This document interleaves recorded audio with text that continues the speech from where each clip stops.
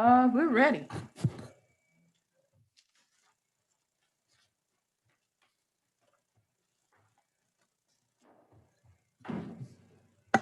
Okay, good afternoon, everyone. Welcome to the Charter Review Board meeting, Wednesday, June 9th, 2021. It is 2 p.m. Just a reminder for everyone to please silence your cell phones if you haven't done so already. Town Clerk, if you please read the roll. Mr. Greenwald, Present. Mr. Biami is absent. Mr. Ty is absent. Vice Chairperson Rosen. Chairperson Donaldson. Present. Town Attorney Tercivia. Town Manager Labadie. Present. Thank you. Okay, thank you. If everyone would please rise for the Pledge of Allegiance. I pledge allegiance to the flag of the United States of America and to the republic for which it stands, one nation, under God, indivisible, with liberty and justice for all.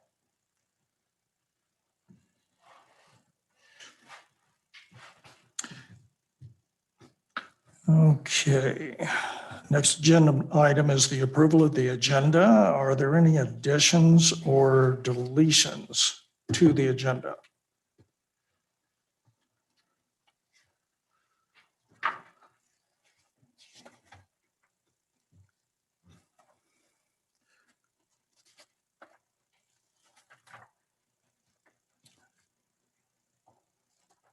I had one small item under section 305, salaries of commissioners and mayor.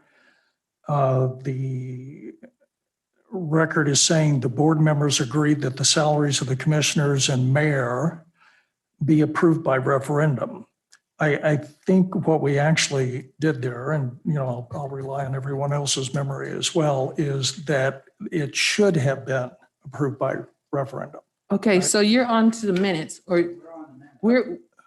you were asking if there was approval of the agenda. Excuse me, you're right. Okay, We'll dispense with that first. Okay, motion to approve the agenda as presented. So moved. Thank you. All in Okay. favor? Aye. Okay, sorry about that.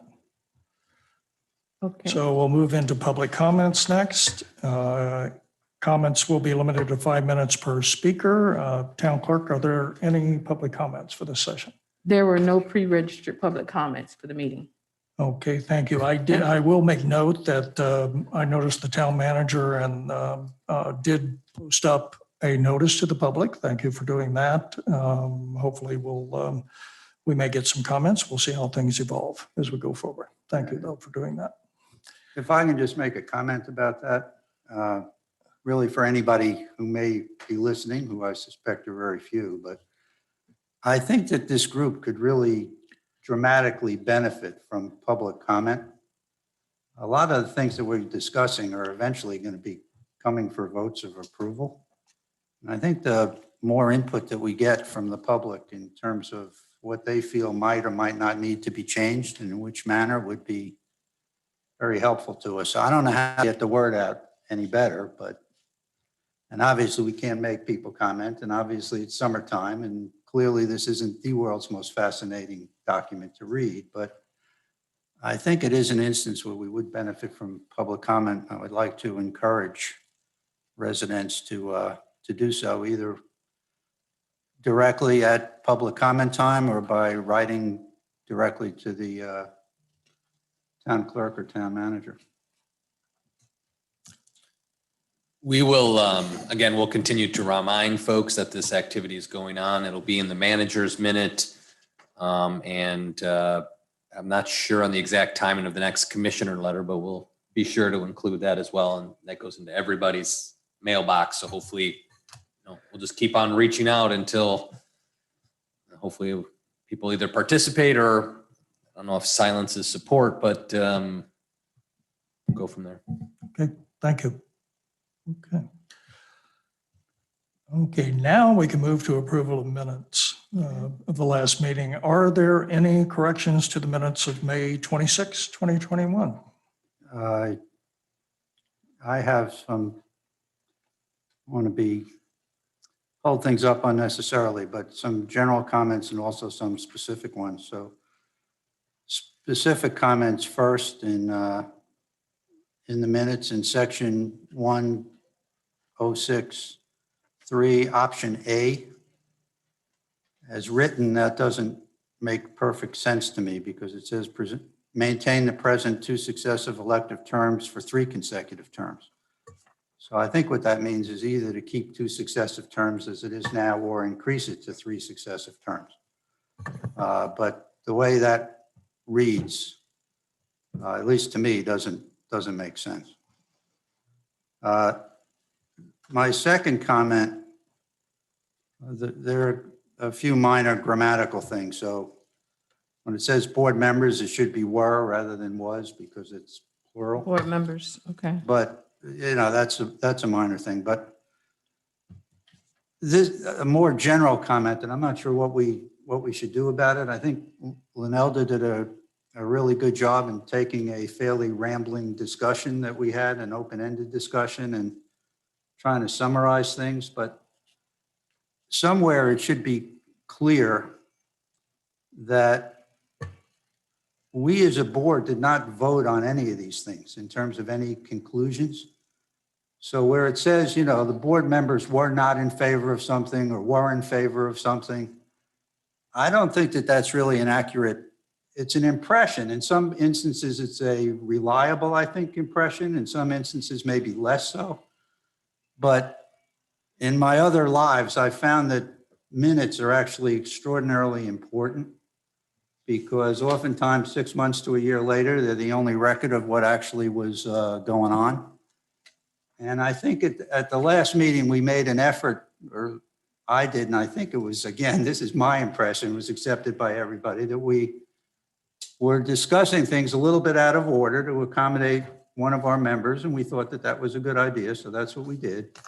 But sort of with the proviso that we weren't going to be making decisions on things, we were going to be having discussions. So I think that before we say board made decisions or board was in favor, there should probably be some sort of a formal motion, seconding process and approval before it goes in the minutes as this board recommended or didn't recommend.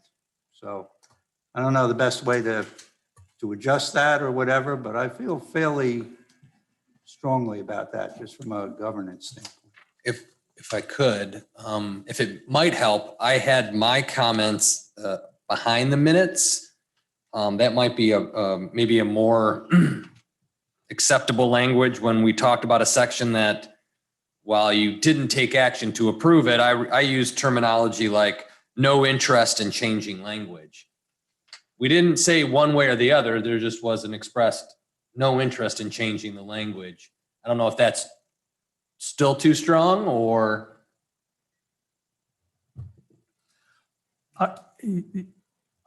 I think to frame it, Dr. Greenwald's approach may be more clear and to get it up in the front part of the minutes, just a clarification that the membership decided to only express opinions and consensus approaches for the initial review.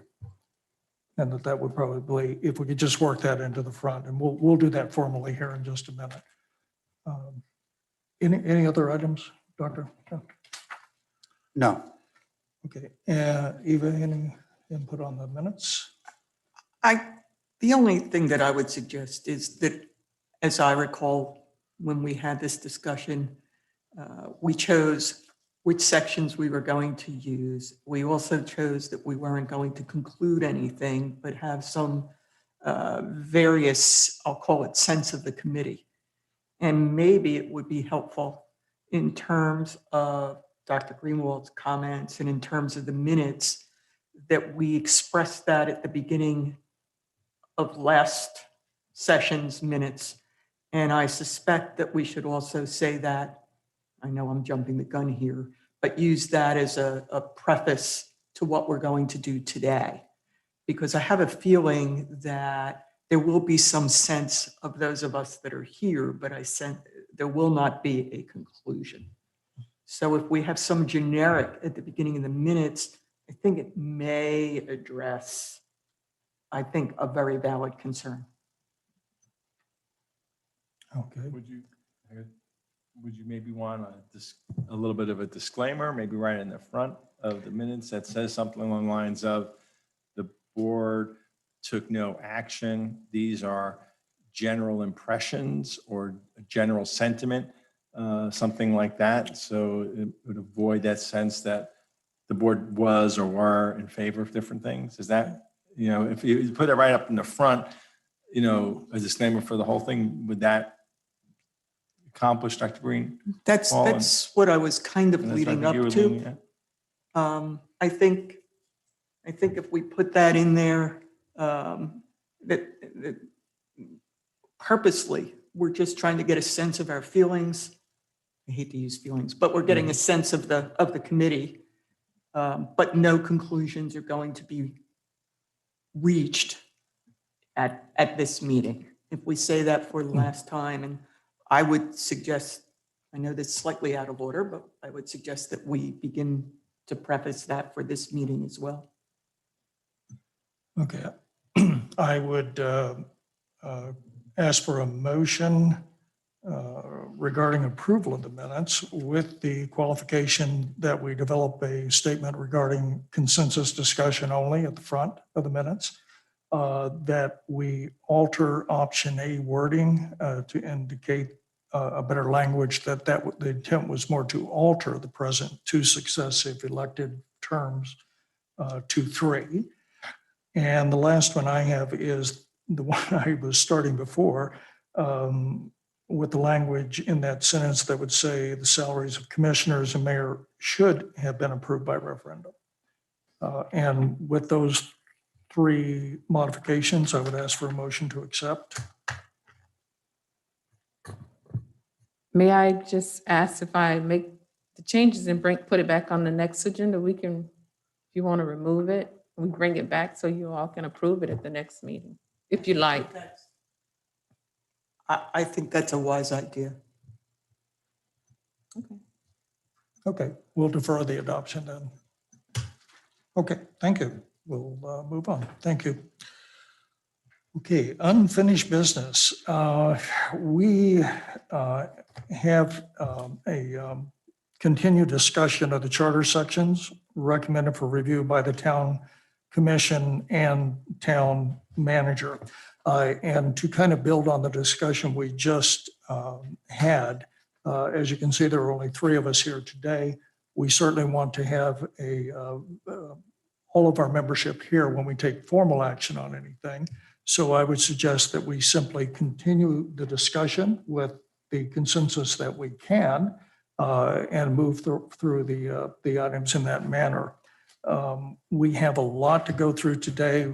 We not only have the unfinished business of taking a second look at the town commission and manager sections, but also the general charter provisions. So we'll start with the unfinished business, try to work our way through that, and then we'll move on. So we're going to start at the beginning of the section from the town manager and town commission.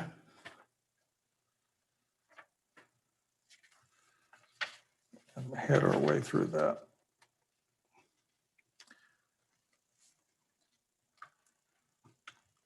So the first section we had that we took under consideration was section 1.06. Get the title on that. Town commission created, election terms, town clerk, qualifications of electors, general election law. And just as a refresher, this was a consideration to increase the number of consecutive terms that we just touched on. And the initial review comments were to consider 2 successive 4-year terms or to consider recommendations for 3-year terms. So if we want to take up any additional comments or just pass it on to the next one, at your pleasure, Doctor. I'll be happy to comment. I do not feel strongly as to whether we should leave it the way it is, which is my general feeling in most cases, but I don't feel strongly about whether to make it 3 consecutive 3-year terms or leave it as it's 2 consecutive 3-year terms. I do feel that there's a significant argument against increasing the length of the terms to 4 years. And while I see some rationale for doing that, and this isn't one of those right or wrong kind of things, my rationale for not going to 4-year terms is that the current system with 3-year terms allows for fairly rapid turnover of the commission should the populace become unhappy with what the commissioners are doing. And it's just a matter of numbers. But if we have 3-year terms and there are 5 people serving, then every 2 out of 3 years, 2 people get replaced. If we have 4-year terms and just 5 people serving, then the turnover becomes significantly less. And I think having the availability of relatively rapid turnover without going through the necessity of, recalls or other remedies if people really become upset. And we have one, I'm a believer in, you hope for the best and plan for the worst. And there's no reason to think that this is of importance now, but certainly several years ago with the referendum, this kind of issue played a role. And on that basis, I would be much more strongly in favor of keeping the 3-year terms as opposed to going to 4-year terms. I think I'm much more ambivalent about whether allowing a 3-year terms, which would be 9 consecutive years in office versus the 6. If we did go to 9, I would probably be somewhat more in favor of having a mandatory break in length of service before people could just switch positions. That's not fair. They can't just switch positions, but they're eligible to immediately run for another position. And that should be a consideration as well. That's not considered when we look at the minutes, but a break in service at some point in terms of consecutive length of service in a variety of positions. Right now, as we pointed out, you can serve forever. You have to run for a different office every 6 years, but you can serve continuously forever as long as you're elected. That may be fine, but it's something that should be discussed. Vice Chair Rosen? Okay. Yeah, I'm kind of sitting in a similar position from the last time. 2 terms seemed right somehow. But I found the notion of extending it to 4 attractive only from the standpoint, as I said, of getting the people in there with a little more experience and being able to follow through with some actions later. This is sort of for me coming down to one where I think maybe we should let the voters decide on this one. And if they say and agree with our position that maybe it's not the right thing to do, they'll turn it down. And maybe just let them think it through and come back. But we'll see where it goes as it develops. Yeah, I think our position at this point, again, without specifics, but what we can agree on is that the terms of office should be long enough to provide for a learning curve and effective leadership, and that the allowed length of consecutive service should be sufficient to provide adequate continuity and allow for institutional memory. However, the terms should be staggered and short enough to allow for an effective rate of turnover, and that we should give consideration of required breaks in service on the commission, which are not required now. And we should think about that at least. Yep. And the specifics, again, I don't know that there's a right or wrong answer to it. I mean, I have my own views, but.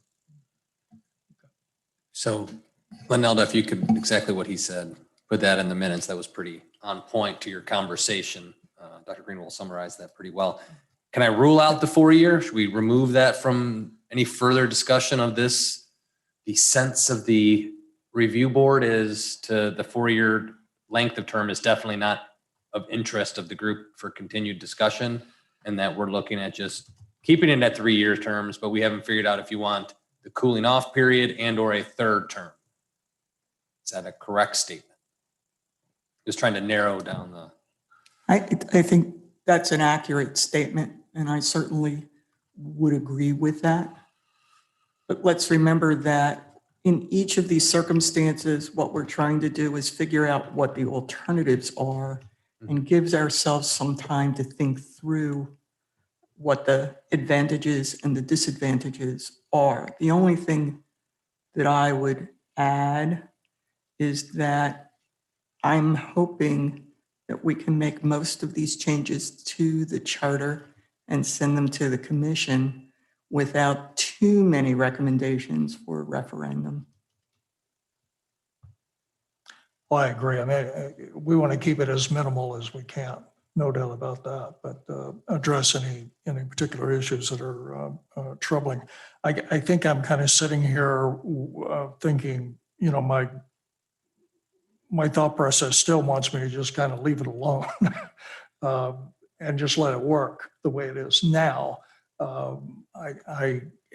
If the commission disagrees and they want to consider it in a different way, they certainly can. We're only advisory, but I'm just not getting a sense that we're fixing something overwhelming here that isn't working already. So I'm not sure I would spend a lot more time on it until we have a full membership sitting up here with a little more input and some direct voting and decision-making on it.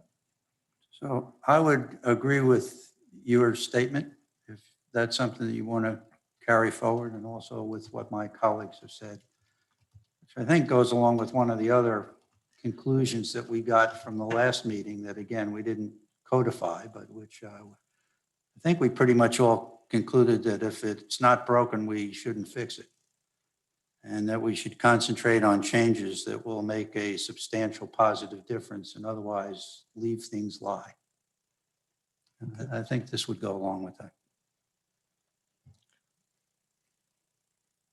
Okay.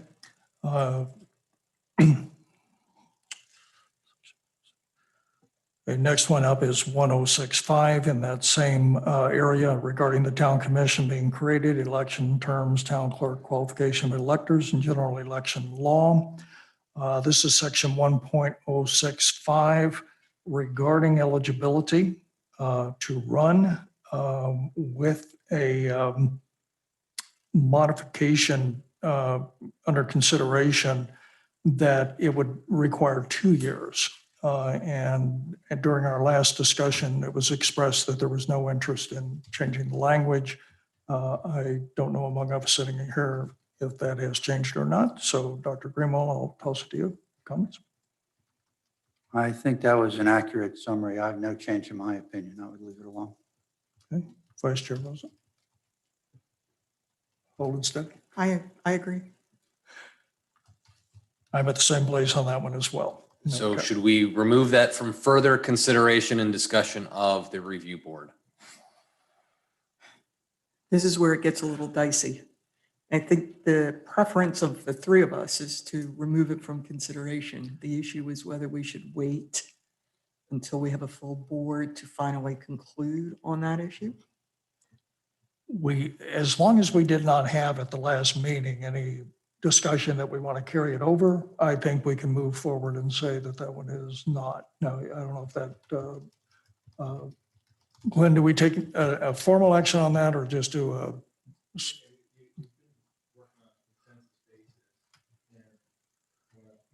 Microphone. You've been working on a consensus basis, and I think you're going to take all your final votes at one time at the end. So, but it sounds like your recommendation so far today, if I can use that strong of a word, is that on section 1.063, we're going to keep it alone. Keep the 3 years the way it is. That's this group's suggestion. And on 1.065, same thing, keep it alone. So when you get to actual motions, if the other two members, when they get back to town or feel better, if they feel differently, they can always speak up at that point. But I also agree with your memory that at the last meeting, I didn't hear any overwhelming comments that said we have to change this. So I certainly get the sense you're on the right track. And to Marshall's point of trying to narrow things, if you can give that staff that direction that, yes, this one is closed up, we're done with this one, barring some final meeting where there's the final vote on each item, then staff doesn't have to keep spending time putting this back on the agenda when you look at it each time again and again and again and again. We don't want to waste your time. Okay. Yeah, I think as the chair, you can just sort of make a note and slide some of these things back into the whole document, but with no asterisk next to it, like we've got now, that the commissioners want us to discuss this. We've discussed it, and eventually it will or it won't get approved as we go through the whole document. Okay, so on section 10611, town manager, I would say we just drop that one for the time being. Next section, 2.016, dealing with fills.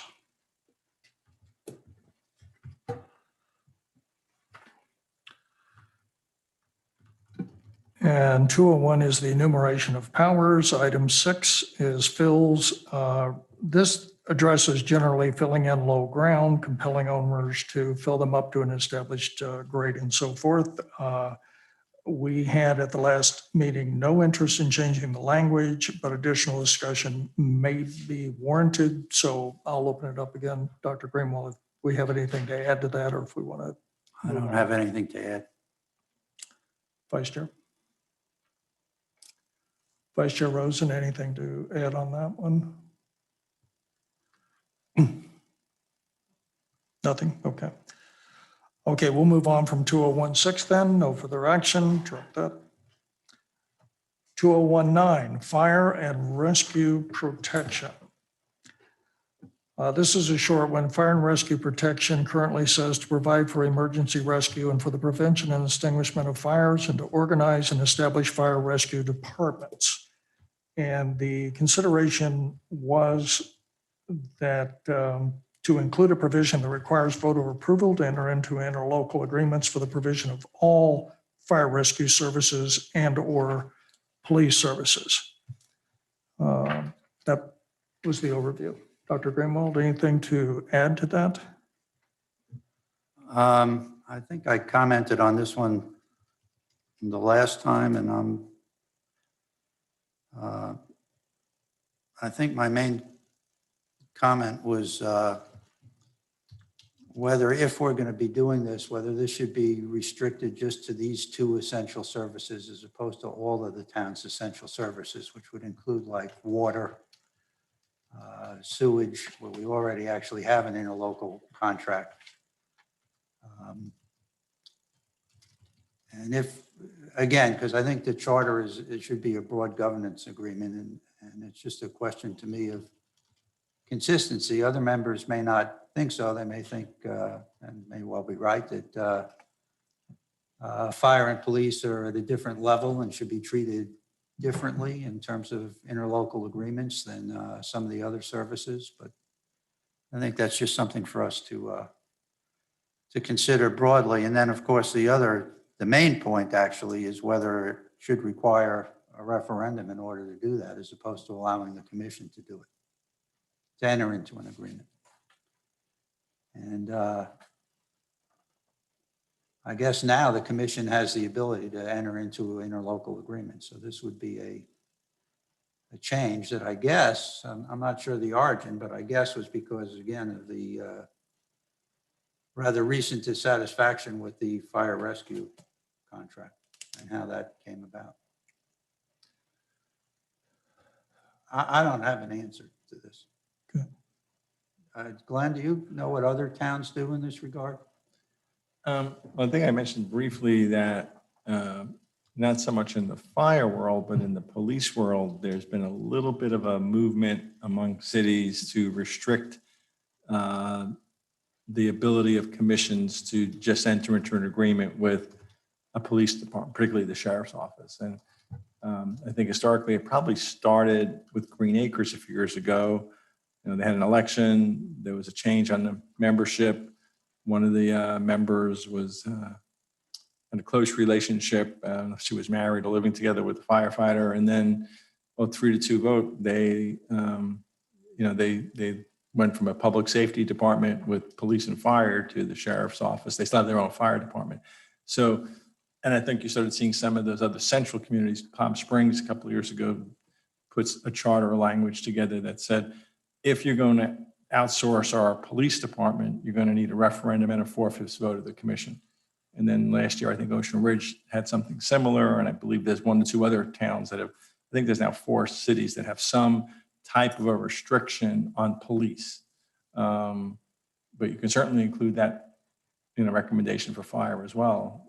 If the town establishes a fire department, and it certainly seems like we're going to, then you may want to put those restrictions on or not. That's obviously, these are the ultimate policy decisions. It goes back to that whole, how much authority does the representative democracy have versus the direct democracy? And where is that intersection, and where are the items that are in the community's mind so important that you want kind of a double check and balance? It's not just the commission, it's supermajority of the commission, or it's commission plus referendum, different permutations of it. I think these are the issues that you really wrestle with. Vice Chair Rosen? Again, Glenn, thanks for reiterating what we discussed last time. I think the basic concern is, what authority do we want the commission to ultimately have as a designated representative of the town, and whether that authority should extend to all interlocal agreements, or specifically because we know there's a history with police, or specifically because we know that we have an issue in Highland Beach with fire. And I think that is one that we should probably defer until we have a full panel and have the discussion then about the pros and cons of going each way. Okay, thank you. If I'm recalling the intent, part of the intent of this is that we have a town commission now that has moved ahead with establishing our own fire department. And having taking those as steps and about to embark on that kind of thing, they don't want that easily undone. And so I think the appeal is to make it difficult to dismantle that or to change the structure, so that we are committed going forward, and under the only most extreme or unknown conditions going forward, would we open it back up again to, sending out those services. And I agree with you wholeheartedly. As we're talking about fire and police, as Glenn has specifically said, then the issue goes, what about the rest of the other types of agreements? And we have to think through, does it make a difference? Is it as important to have that consideration for those other agreements? Much could change, for instance, over the next 10 years as we're thinking about what's in the charter and what happens. So, for instance, hypothetically, if something happened with water, would we want the same concern or limitation or non-limitation or super limitation, whatever it may be, for any other function than police or fire, assuming that those are the two that we're most concerned with in this iteration? Yes, I certainly at the last meeting, I raised the question about whether we want to look at the water under that umbrella at all. I think maybe, if anything, I might want to propose we separate that into another statement that only deals with utilities or water. But since this is specifically fire and rescue protection, we would have to juggle it a little bit and expand it, which we could do. But I agree, we probably need just some more input. Glenn, I have one question. Are we using the right word here when we say interlocal? Are we framing this correctly? Is that the term when one municipality contracts out to another? That is the correct term?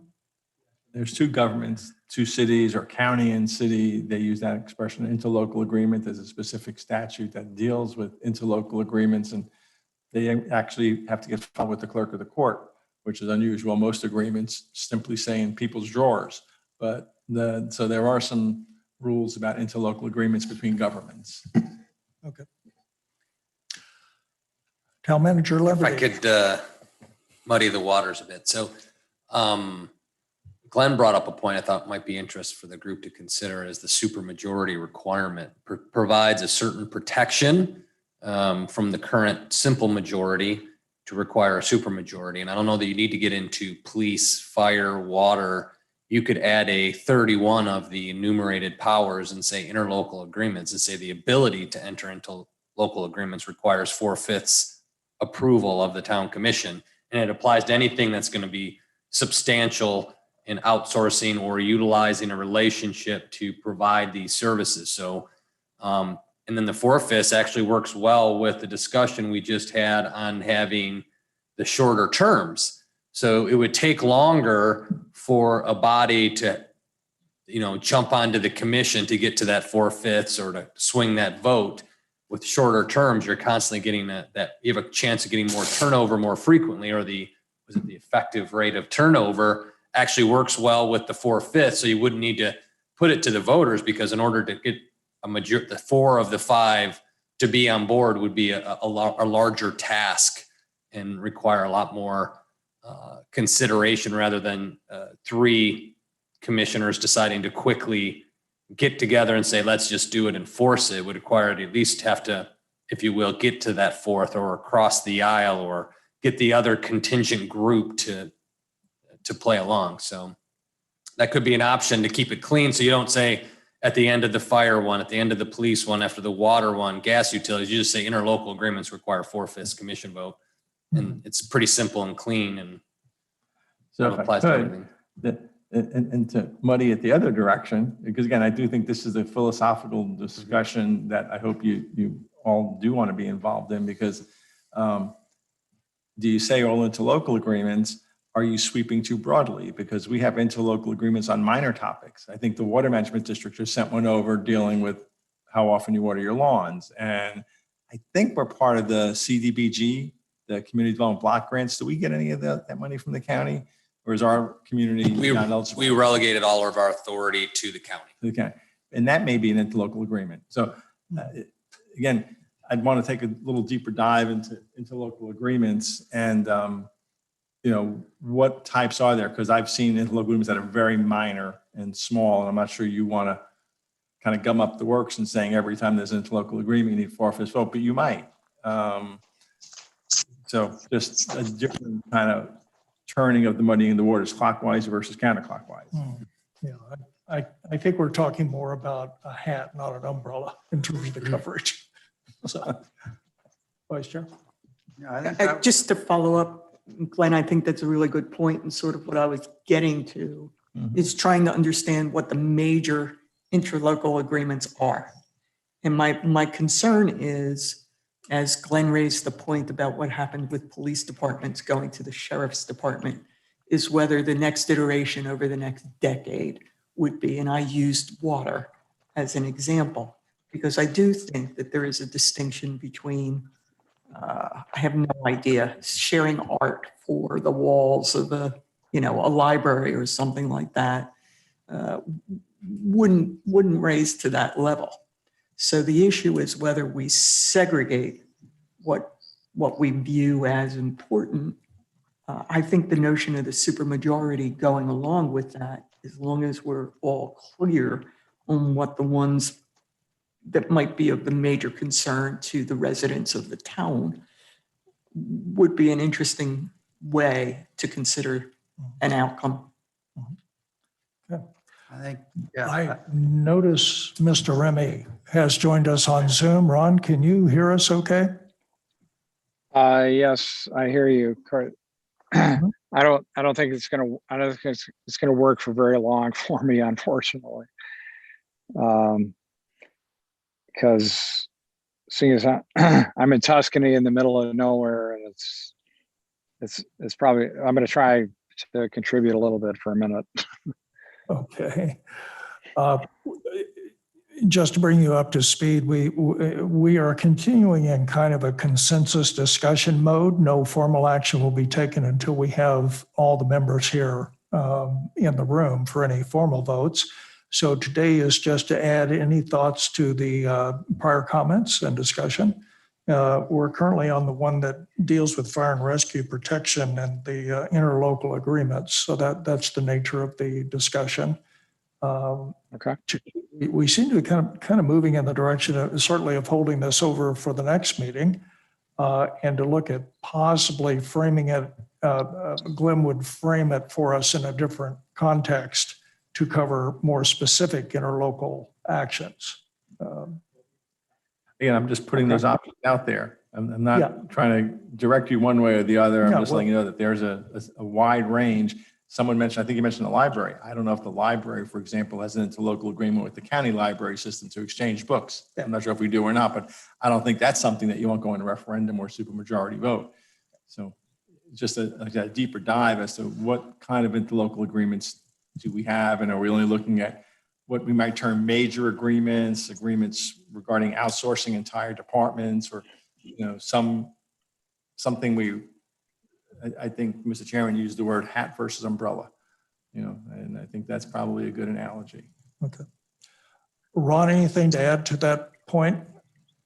No, I'm comfortable with them for the next meeting on that issue. Okay, thank you. One Sorry, more, Doctor? just to sum up then, I think we're going to ask Glenn to come forward with a potential list of, we can call them critical infrastructure areas or whatever we're going to call them, that might be subject to this, such as police, I would hope, but police, fire, possibly water, and any additional ones that you would, at least for starting purposes, fall into that category. And then also consideration of, as opposed to a referendum, a consideration for a supermajority in the town commission making those decisions. As a possibility, we can still consider referendums as well. Tie it to the funding limitation too. Yes. Anything exceeds the funding limitation amount, that would require 4/5 supermajority. And if it's the smaller stuff, it just goes that way. Mhm.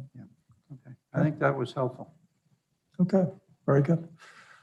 All right, we'll move on to section 201414, which has to do with drainage.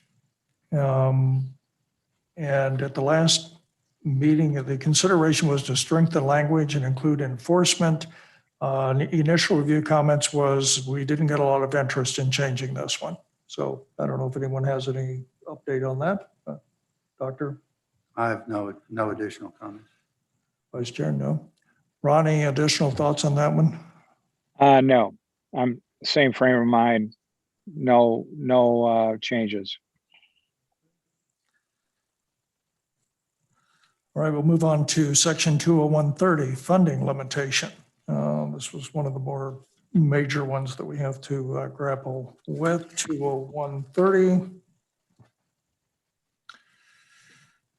Funding limitation, any single project or accumulation of projects, extension of town services requiring an allocation of more than 350,000 given fiscal year shall not be funded until the purposes and amounts shall be approved by a majority of the voters, and goes on with certain exclusions in the current language.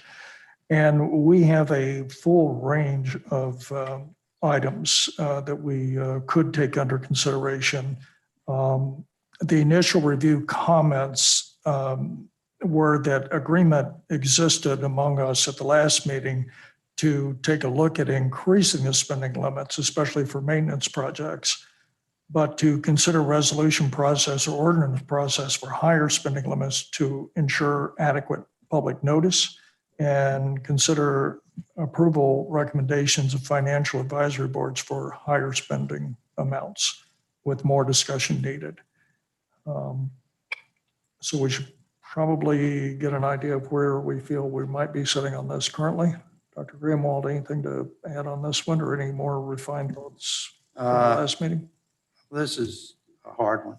Yeah. So again, I think what we kind of informally agreed the last time was that we needed to make some sort of changes to liberalize commission authorized spending without requiring a referendum in order to just ensure effective governments. But we were pretty far apart, I think, and undecided on exactly what those limits should be, what mechanisms to use, and we're going to need a lot more modeling and discussion.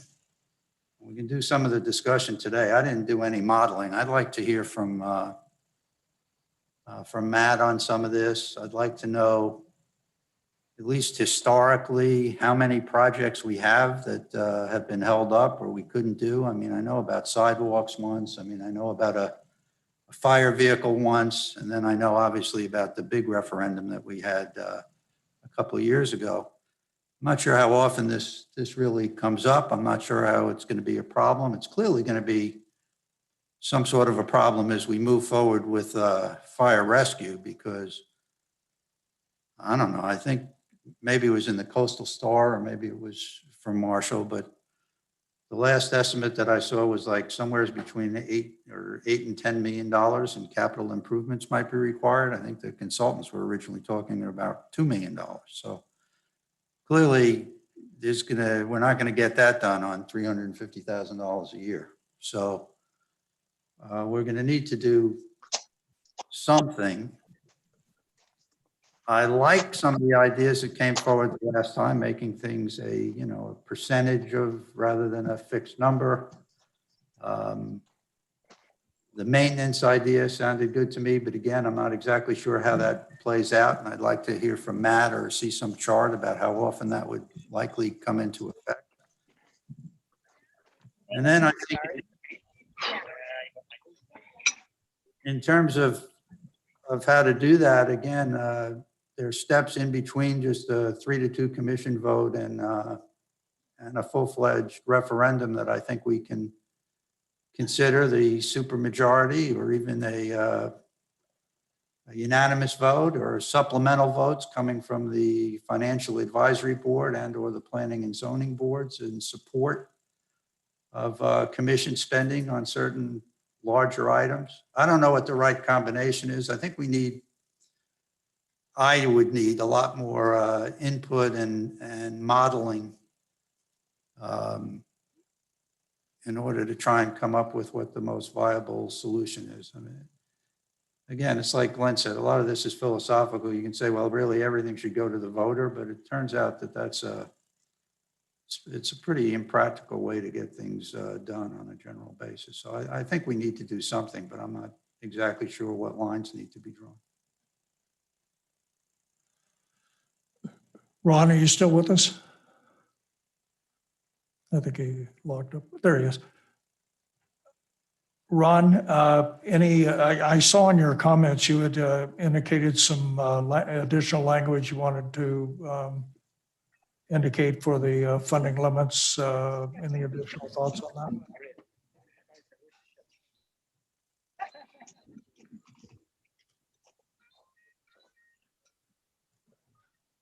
Ron, are you still picking up from?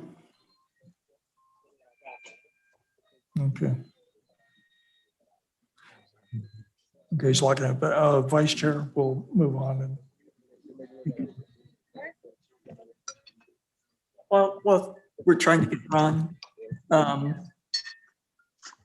I agree that there have been a number of major expenditures, and I think obviously this is arising because of the proposed changeover in fire and rescue. So I think that it's important that we talk through limits and talk through measures that can be supported by the town as a whole.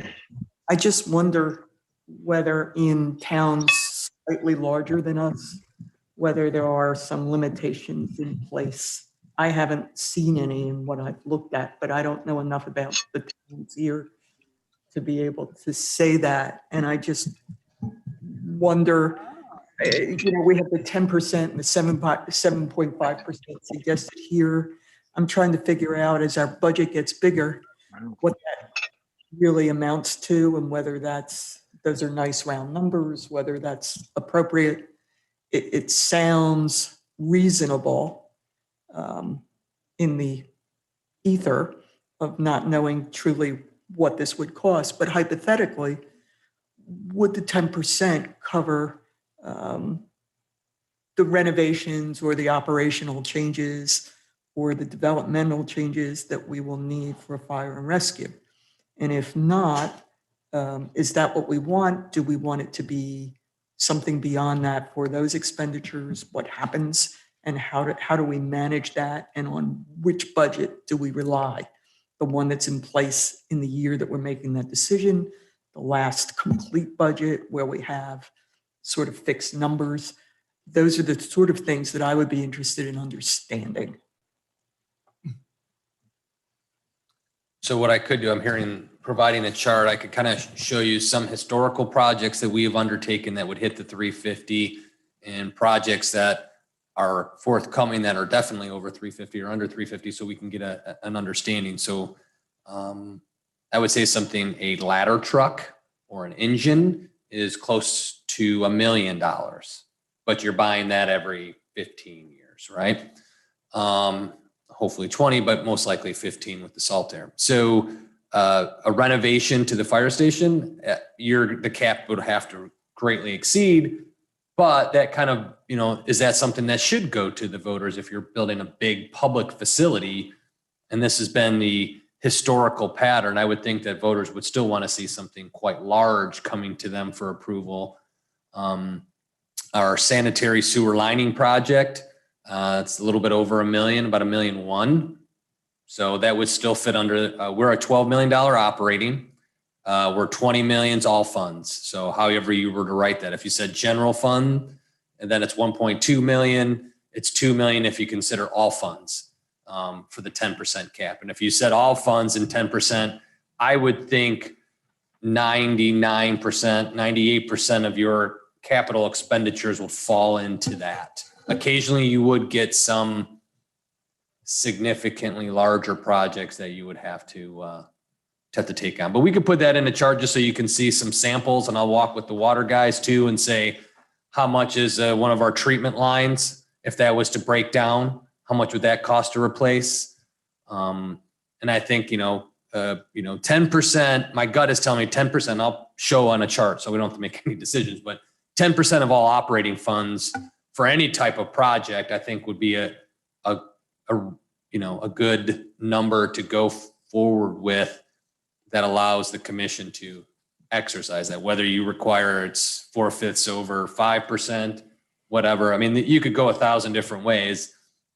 I would just hope at the end or when we conclude this consensus discussion, we find something that's simple and easy to interpret, not for Glenn and I and all of us here. 10 years from now, will they be able to easily interpret what it means? And I think some of the current language, Glenn and I, we could find ways to massage that language if we wanted to fit a project in. And I don't think that's the intent. So wherever we go with that final language, it should be relatively clear and simple to understand, where if you said, 10% of all operating funds, boom, that's easy. You know what the number is. It's add up all of our revenues. It's 10%. Or you just pick a number. Based on that. And, in 10 years, when you do this again, it's ripe for discussion to alter every decade to move forward. But I'll put some samples in a chart so you see what those costs are.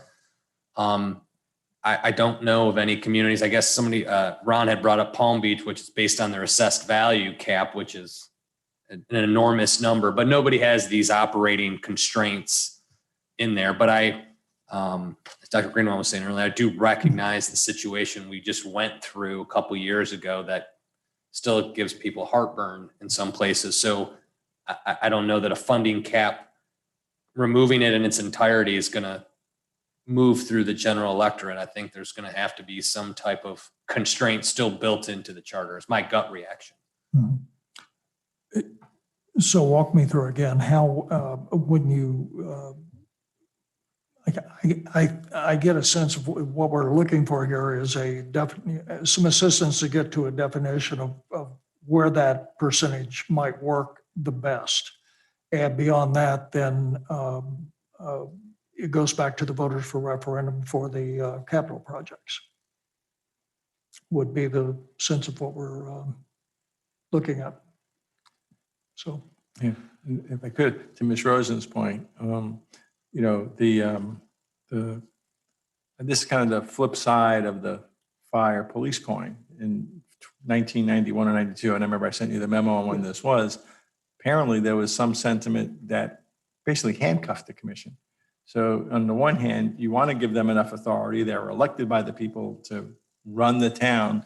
And then you put these handcuffs on them, and $350,000 might have seemed like a fair amount of money in the 1990s. But nowadays, as we just went through just with the projects, that we were trying to break up $1 million project into 3 fiscal years, as Marshall said, we could figure out a way, quote, around it. That's not morally what we're trying to do. We don't want to get around it. We want to abide by it, but it's become unworkable.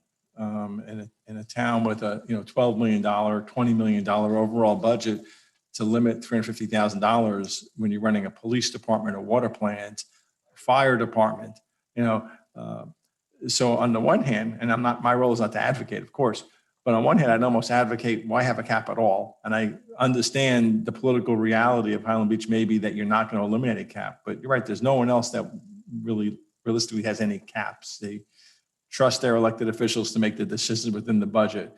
But if there's some sense, if I'm going to advocate at all, it'd be to make it as high as you all think would pass, what the voters would approve. Because if you have a fire department and you buy a hook and ladder truck, is what I called it when I was a kid. I don't know what they call them nowadays.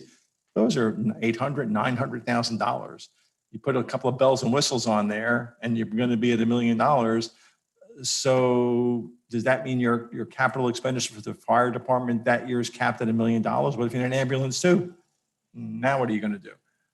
So it's just, it's very unworkable. So I've just seen over these years, city managers, city town commissions struggle with how do we provide the town with the services they want for a Class A town, champagne, beer budget, and that does make the beer budget. So sorry to get off my soapbox on that, but I do see how it's really hamstrung the town's ability in some areas. but municipalities that don't have spending limits, they still find themselves going back to the voters for bond authorizations, do they not? Some do, yes. Some do. Mm-hmm. It's a mixed bag. I think some do it as good practice. If you're going to go out and issue $100 million in bonds or $50 million or $20 million in bonds, if I was that town's manager, I would say, let's go ask the voters, because you're indebting the town at such a level. Some, when you sell bonds, general revenue bonds, I think you do by statute, you have to go to the referendum. So financial implications would also dictate when it's going to go to the voters anyway. So you can't, even if you remove, that's a good question. Even if you remove the complete funding limitation, if we had to sell bonds, we've got to go to the voters to get an authorization. If it's a private issue, that's not like a bond itself, but some type of private financing, we could do that offline potentially. But again, at some point, you're just going to sell bonds. There's the value of generational benefit that you have to account for. It's interesting though, but even if you removed everything, you still have the Florida statutes require certain levels of public notice and approval to issue that type of debt, sizable debt, I should say. Okay. Vice Chair Rosen? Just one question. Let's assume that we grow the fire and rescue department on our own, the operating budget will necessarily increase. No? Well, could lead into a shameless plug. No, talk about fire department a little bit. Right now, the fire department, based on the study that we had, is going to be costing us over $5 million moving forward. If we do it ourselves, that is predicated that we're doing it for less than that $5 million on the study. So our general operating budget won't increase. Some of the assets under our management that need to be replaced and maintained, that increases. So now we're going to have we have a ladder and we'll have an engine, service engine, which kind of is like a hybridized vehicle. Each of those are right around $1 million when you get the bells and the whistles and the certain handles and how the boxes are built off the back. Those will then come under our management. So when those things break down, if you have a transmission problem, conceivably with one of these vehicles, it's over $350,000. So that becomes difficult. But just adding fire online to a full service community isn't going to increase our budget necessarily. In time, it always increases, but our decision is predicated that the current spread between what it costed and our current arrangement to what we could do ourselves is a significant separation. If we eat into that as we build it, as we recognize that there's some unforeseen things, we got a big gap to fill before we catch up to our current arrangement. I guess that's part of what I'm asking Okay. is because that's a very nice summary of what we are projecting. Mm-hmm. But over the course of 10 years, with, I'll assume, even minimal inflation, Sure. costs are going to go up. And if we start talking percentages, and 10 and 7.5 are fine for now, and I'm not sure if they're right. I like the idea of percentages. I'm just trying to make sure that we don't run into the situation that's just been described, where if something terrible comes up, if a transmission breaks or a car is in an accident, and we're not getting adequate or quick enough insurance proceeds to repair or replace, to make sure that there's enough allowance for making sure that we can replace, repair, expand, extend in due course the things that are absolutely needed, recognizing that the charter needs to be a very broad scenario. It can't dictate every possible detail. It just needs to give enough flexibility and enough direction, both, to the commission in terms of what the commission is going to do on a day-to-day basis and what might have to go into a vote before the town. That's the balance that I'm trying to understand. And as I said, I like the idea of the percentages. I just want to understand that those are reasonable percentages of something, whether it's our operational budget or whether it's some other delta. Mm-hmm. Dr. Greenwald? Would it be possible to just get us some information on what some of these state statutory requirements, or maybe we could call them safeguards, are that in terms of debt and getting bonds and so on and so forth, as we look at liberalizing the commission's ability to spend money and or incur debt, and what the current requirement is for referendums in terms of, how much debt we have to acquire to require a referendum. I mean, again, right now, it's at $350,000, but how that would work and again, I'd like to see it fit into the whole picture with possibly and again, it's early, I know the numbers aren't going to be accurate, but whatever we've got in terms of putting together a fire department, how this might all play out over the next few years at least. Because again, it's been said, I think we need, based on my feel for what a lot of the voters are going to think, they're going to want to see some safeguards against just the commission doing whatever they feel is best. And the question, as we're all saying, is where do we draw the line? And knowing more of the other rules and some of these statutory safeguards that you were talking about, which I'm not conversant with at all. Just knowing some of that would be helpful to me. Mr. Remy, anything to add to that? Are you muted? On mute. Sorry. I have to go after this, unfortunately, because it's been in and out. But in this topic, I think that the there's two issues. One is maintenance. Maintenance should be unlimited, as we discussed. And if a transmission goes on a hook and ladder, it's going to cost hundreds of thousands of dollars, and the commission should be able to just have that fixed. That's anything like that is a maintenance issue, and there should be unlimited money in terms of what the commission can approve. The other thing is, if you're going to have capital improvements, okay, 15% in my mind on an ongoing basis of the budget makes sense. And that number obviously will increase over time against whatever budget is approved. That makes sense to me. Above that, you can have a referendum. I mean, every other community, as we know, statutory requirements aside, I don't think there are any, because obviously every other community does exactly what they want. I'm not suggesting that we do everything that everyone else is. However, to me, this makes sense. Maintenance issues unlimited, capital improvements and the like, so to speak, at 15% capped against whatever current budget it is.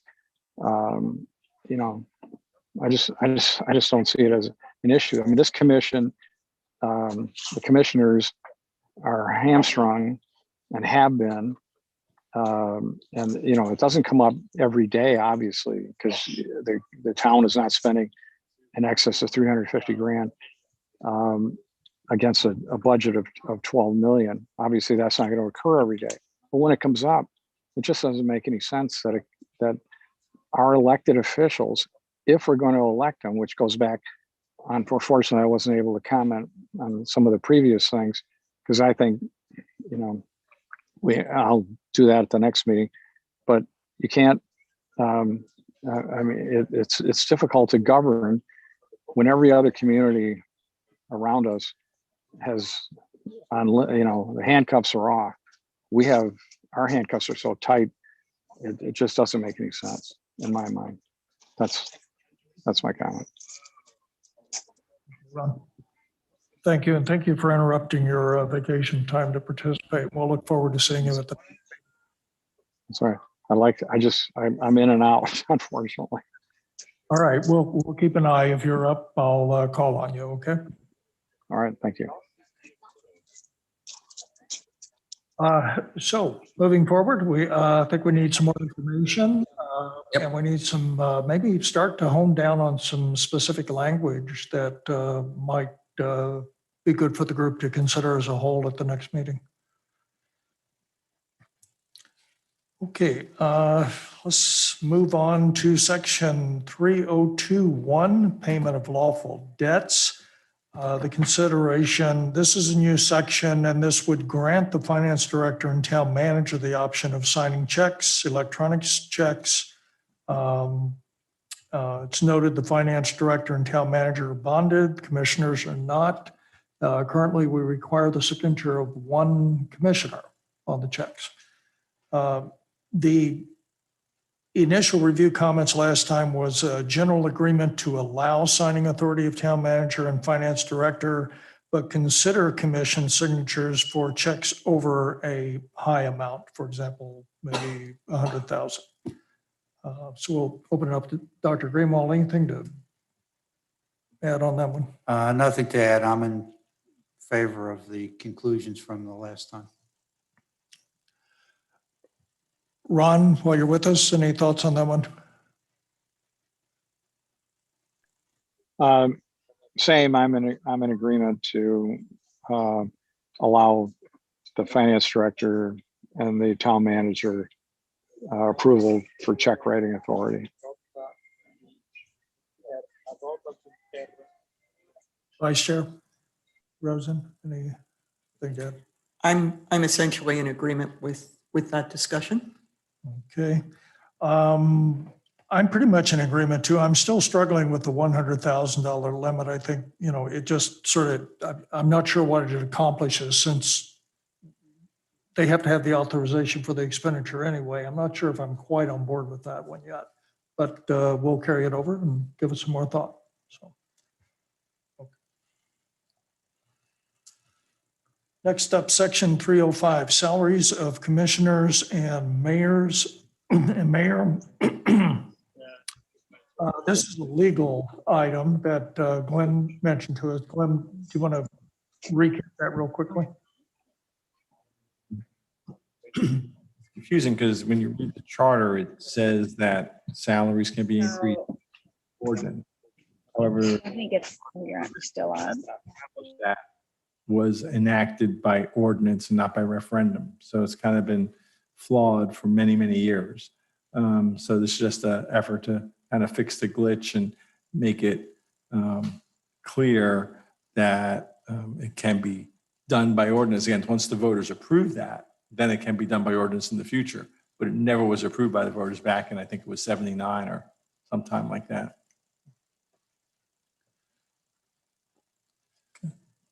Dr. Grimwald, anything to add on that one? No. Okay. Ron, anything on the salary, mayor and commissioners? No, but on the previous one, unfortunately, I didn't realize that the 100 grand limit was in there on the last one as far as the approval. And I'm in favor of unlimited. I agree that I don't see why there's a limit based on our discussion. And for this one, no further comment. Vice Chair Rosen? I think my only comment is if this has been a glitch around for 40 years, it might be time to fix it by a referendum, and I'll defer to the appropriate language on the referendum and would suggest that we try to get this fixed rather than let it continue to float through. I agree. I would request that we bring forward language at the next meeting for further consideration by the review board to correct this and put it back into ordinance provision rather than charter provision. Okay, section 4.02 mayor.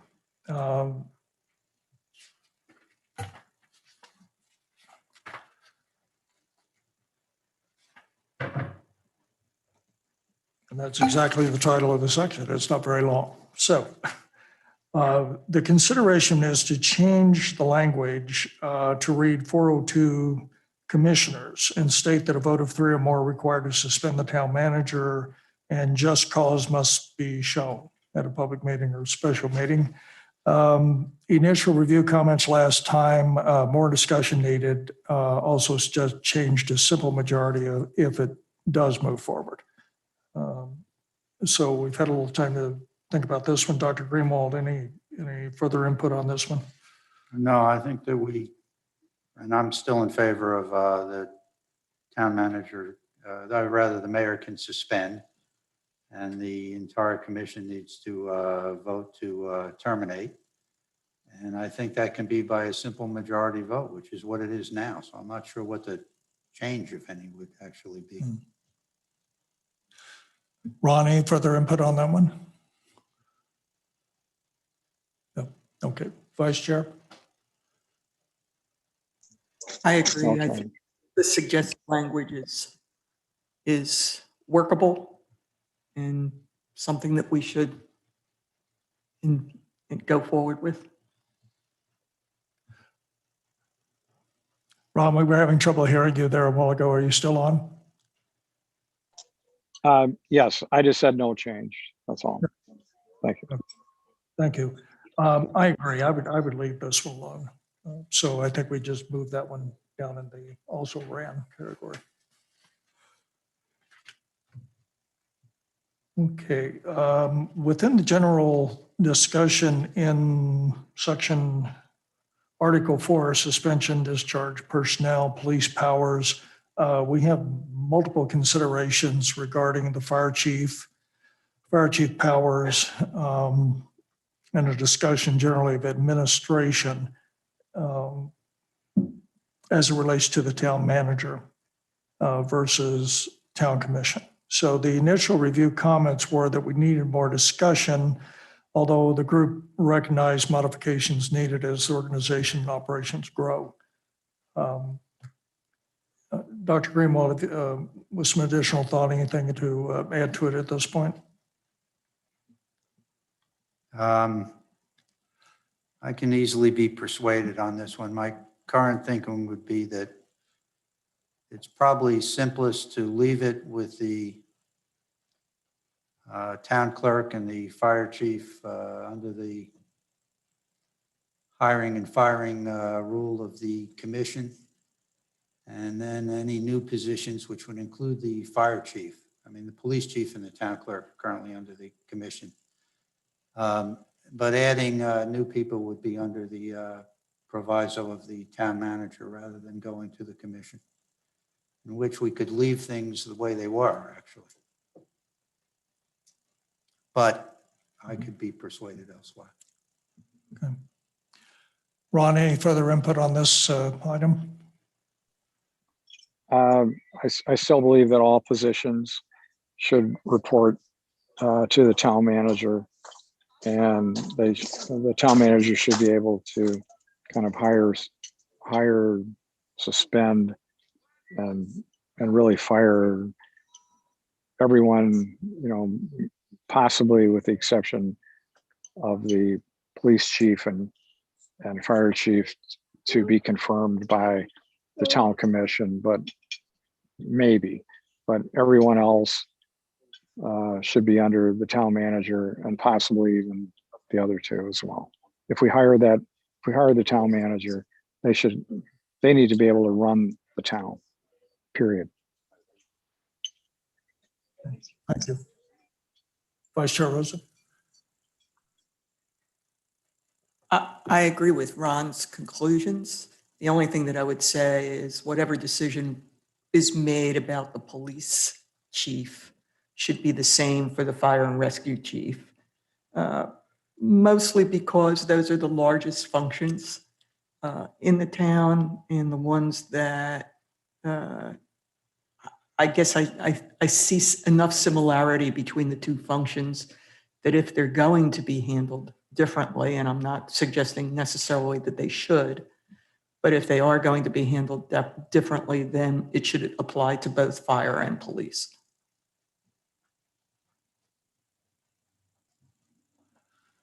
Okay. At this point, I don't have anything to add. I'm sort of on the fence on this one too. So I think I'd rather get the whole group together and bounce things off each other one more time before we issue any specific instructions. Dr. Grimwell? I'll make one other comment. I think some of the other comments are good ones. I mean, there is something to be said for treating everybody the same. And I'm in favor of a strong town manager form of government. And in that regard, I'm in favor of what Ron is saying, which is that all of these positions should really directly just report to the town manager, who should have the authority. So part of my comment, I think, is more a political one, is that if we leave it as I said, then that's one less thing that the voters need to decide about as a change in the charter. But from strictly a governance standpoint, I would probably be in favor of having all the positions just report to the town manager.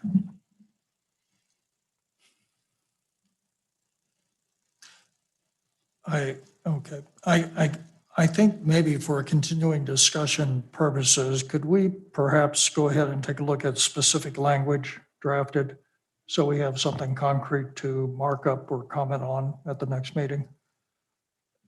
Yeah, I'll get something together. I'll run it by Glenn. That kind of encapsulates everything you just said. I think there's something that fits in there. So let me try to put some language and then we jump off from there and tweak it as we see fit. Is that okay with the rest of the group? Okay on that?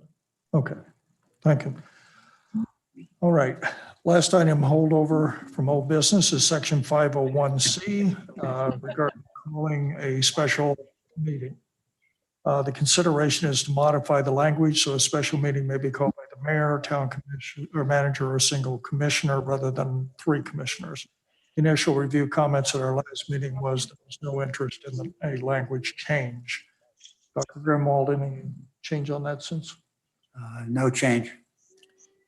Ron, any change on thought on that one?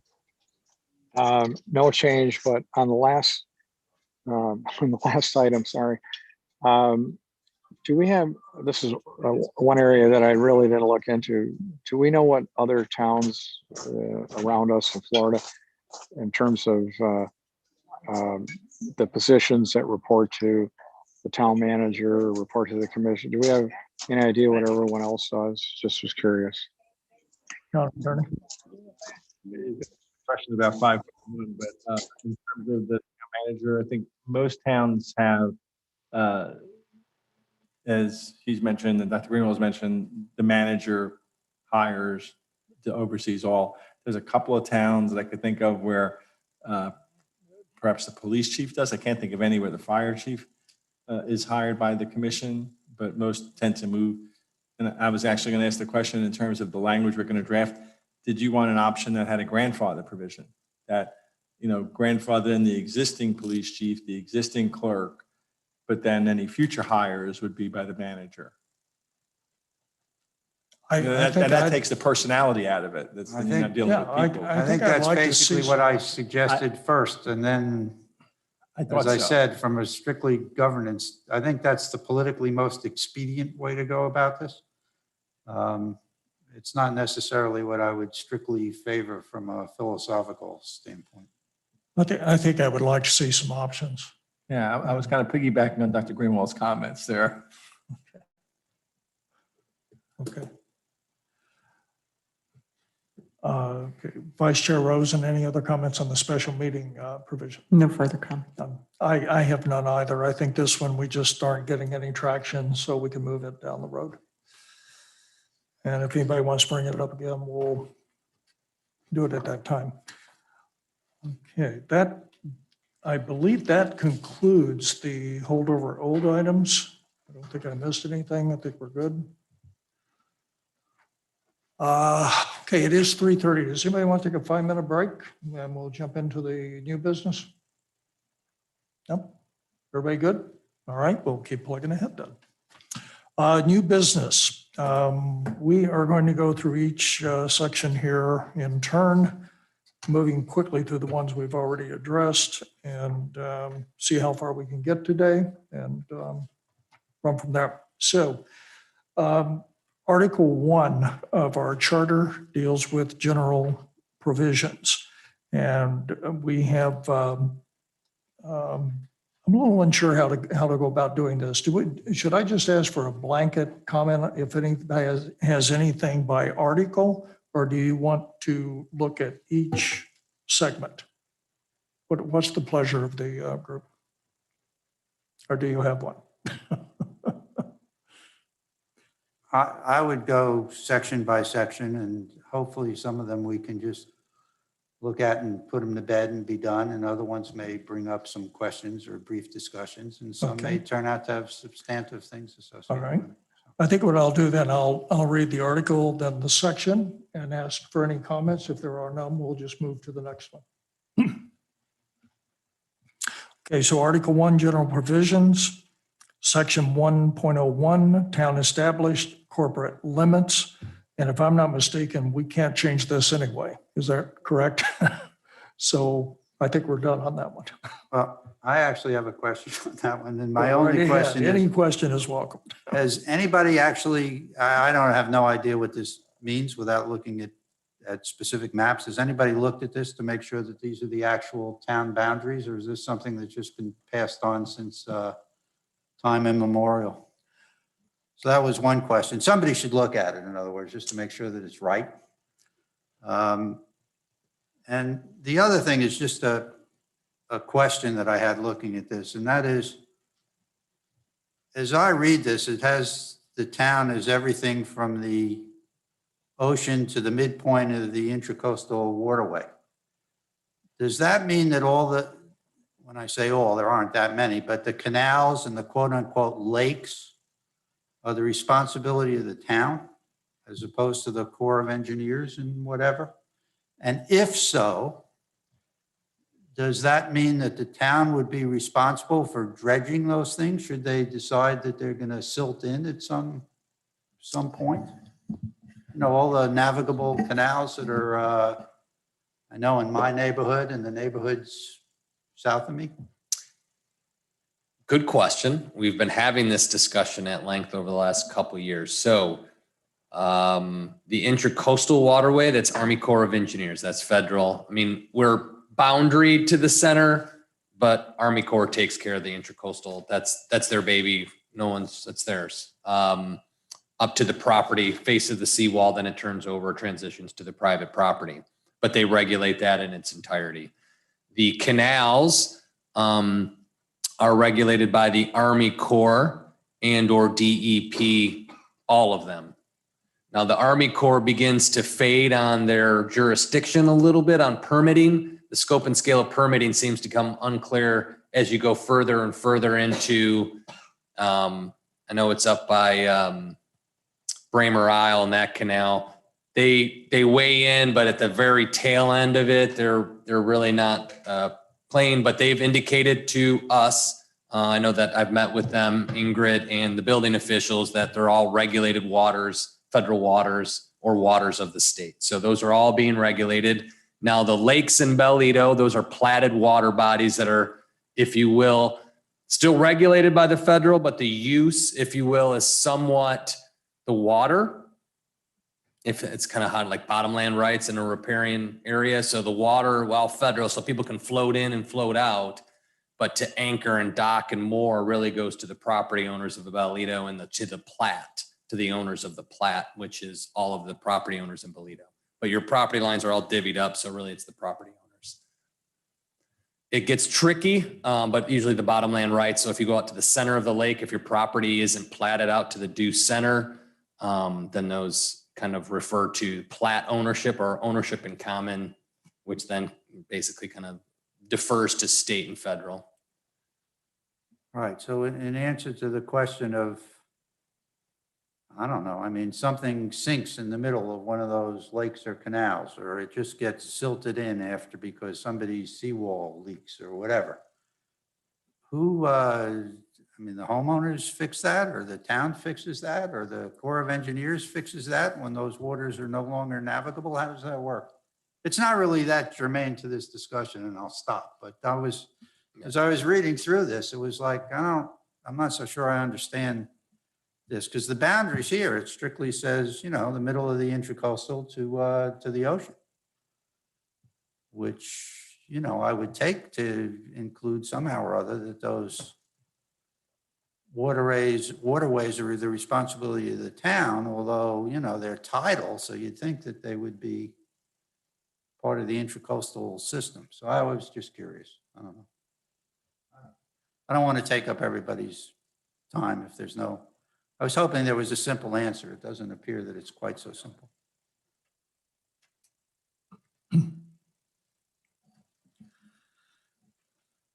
Okay, section 102, corporate limits extended. Any comments on corporate limits extended? Same. Somebody should just check and make sure that that's actually what we're regarding as part of the town. I have no idea what those individual lots are.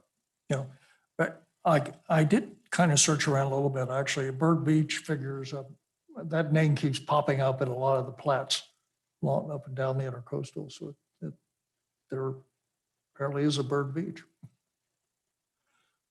Okay. All right. Section 103, same, municipal authority vested. This refers to the powers, authority, and jurisdiction over and within the territory. Any comments or questions on that? None. Okay. Section 104, same, privileges and liabilities of laws annexed. No comments. Okay. Section 105, corporate authority in general. No comments? Okay. Section 106, and we have addressed some of these, so we'll go back through these again. Section 106, Town Commission created, election terms, town clerk, qualification of electors, and election, general election law. And this consists of 11 different sections. Were there any other comments on section 106? No, but I apologize. On 104, 104, okay. where it says said property shall be liable proportionately, what does that mean?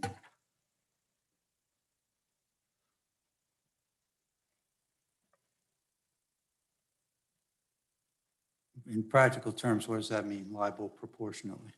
Mhm.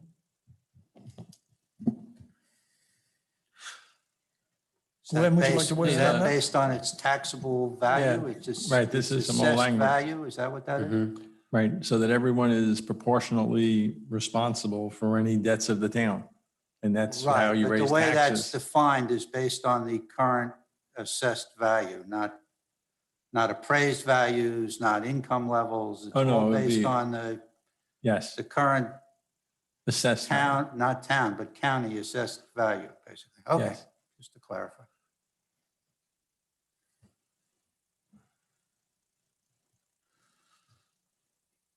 Okay, moving back to section 106. Other than the ones we've already addressed, any other concerns about any of the sections in that section? Okay. Section 107. Rules of procedure, quorum, and meetings. Any comments or concerns in this section? I'm reading too slowly, so I'm behind you. I'm So I sorry. apologize. So No, that's okay. in 106.4, this goes back to one of the governance things we talked about before with the police chief and other chiefs and who does hirings and firings. And the way it is now, we talked about the police chief and the town clerk are reserved to the commission. Is that something that we're interested in changing at any point? We mentioned it very briefly as an alternative up above, but to just make it clear that if we were to change like the police chief to be under, if you will, the town manager, along with a new fire chief, then that, we might or might not want to do the same with the town clerk position. And just if you did do with or without with that language, this would fit in under either scenario. So this doesn't need to be modified to fit either direction. If you keep the clerk as a confirmed employee of the commission or not, it's still, this language would pertain either way. It doesn't change with that change. I'm not so sure about that because the commission wouldn't need to designate by resolution a qualified person to serve as town clerk if the town clerk was just hired by the town manager. But the commission would just designate whoever was hired. So I think this refers back to maybe older times where they might just say, you're the clerk, you're designated, you have basic qualifications, you report to the town manager, everything goes. Because currently the clerk reports to the town manager. I just can't discharge or hire. So this wouldn't change if you decided that if they were hired, the commission would still have to take the act of designating them. I don't know that that would need to be changed. They would just have to say that is the clerk, officially the clerk. Okay, I'll leave that to our legal opinions in terms of Well, language for all that. I don't know that we're changing any of it anyway. Right, I agree, Marshall. I'm not sure you need to change it, but I see where you're going. I mean, if anything, to eliminate any ambiguity, you could always say the commission shall designate by resolution the person hired by the town manager and to serve as town clerk. But I'm Right, I'm right, not but sure. we don't do that for other positions. I mean, they don't Right. designate by resolution when the town manager appoints any number of people, I assume. Vice Chair Rosen. I think this goes back to the discussion that we were having before about, I'll call them the key positions, the town clerk and the police chief, which is also referred to separately in here. And the point being that if we're now going to have somebody in charge of fire and rescue, that the conduct should be the same. So if they're all going to be hired by the town manager, let's just be consistent and say that there should be a resolution from the commission basically approving, saying, hi, you're it, tag, you're it. If it's going to be something different, then we should be specific in terms of what we're doing. The town clerk provision, I believe, has been there for a very long time. And all I'm saying is there are certain positions that by definition we should have, whether hired by the town manager or hired by the commission, should be approved or designated by the commission. Yeah, I think my only point here was that as we move forward on the broader things, we need to consider some of the language in there so that it all fits together when we're done, that's all. Otherwise, I think we can put this aside. Ron, any thoughts on that particular provision? I don't know if you have a copy in front of you.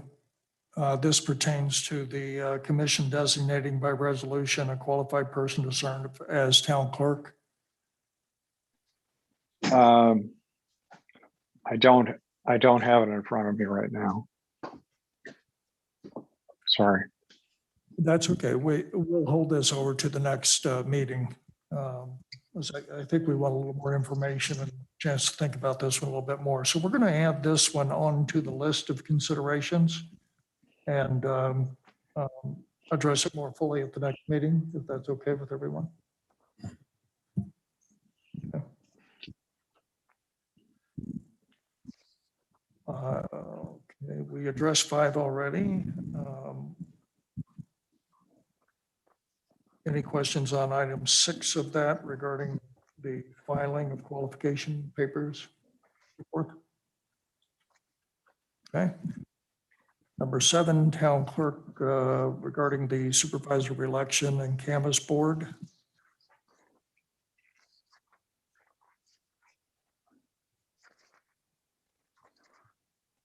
No comments? Okay. Item 8 regarding the taking of office certification of election results. Okay on that one. Number 9, just the definition, and we addressed this one already under the period of time. So I think we've gone over that one. Number 10, regarding absentee ballots.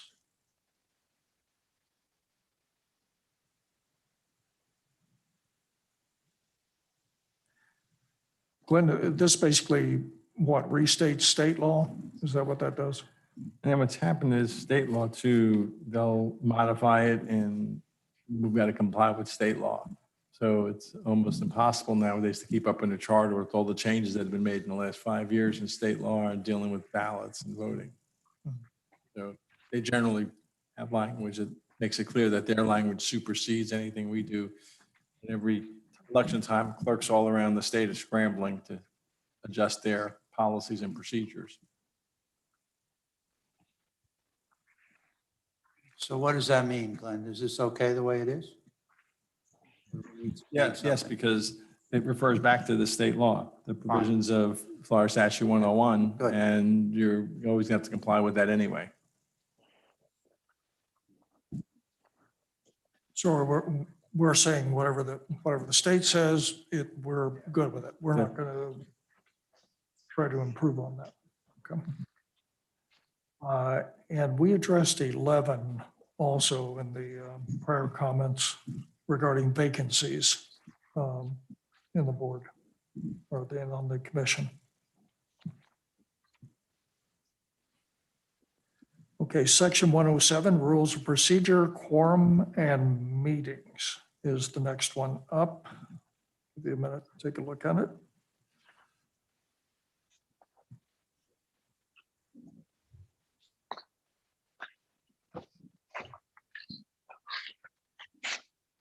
again, the only question that I have, and this is coming up with a somewhat outlandish scenario, but how does this work if just the majority of the members fail to show up?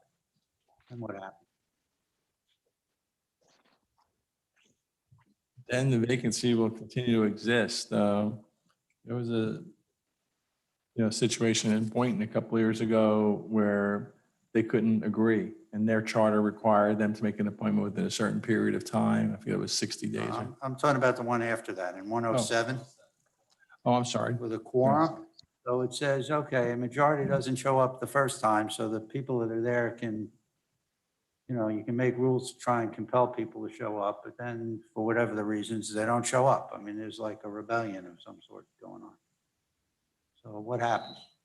Well, again, under the state law, you have to have a quorum physically present. That's just been, clarified with everyone through a COVID where they suspended that. I frankly have my doubts as to how enforceable this concept that a smaller number can meet and adopt some procedures to compel the attendance of absent members by imposition of fines and penalties. I read that more as the commission themselves, when there's a majority, could pass an ordinance that says if members don't show up, we're going to fine them or penalize them. I don't think that's in our code now. I have a hard time thinking that's ever going to be put in the code. But to get to the heart of your question, if they don't show up, there's no real way to compel them to show up. You could simply have what's in essence a walkout and saying we're just not going to make a quorum.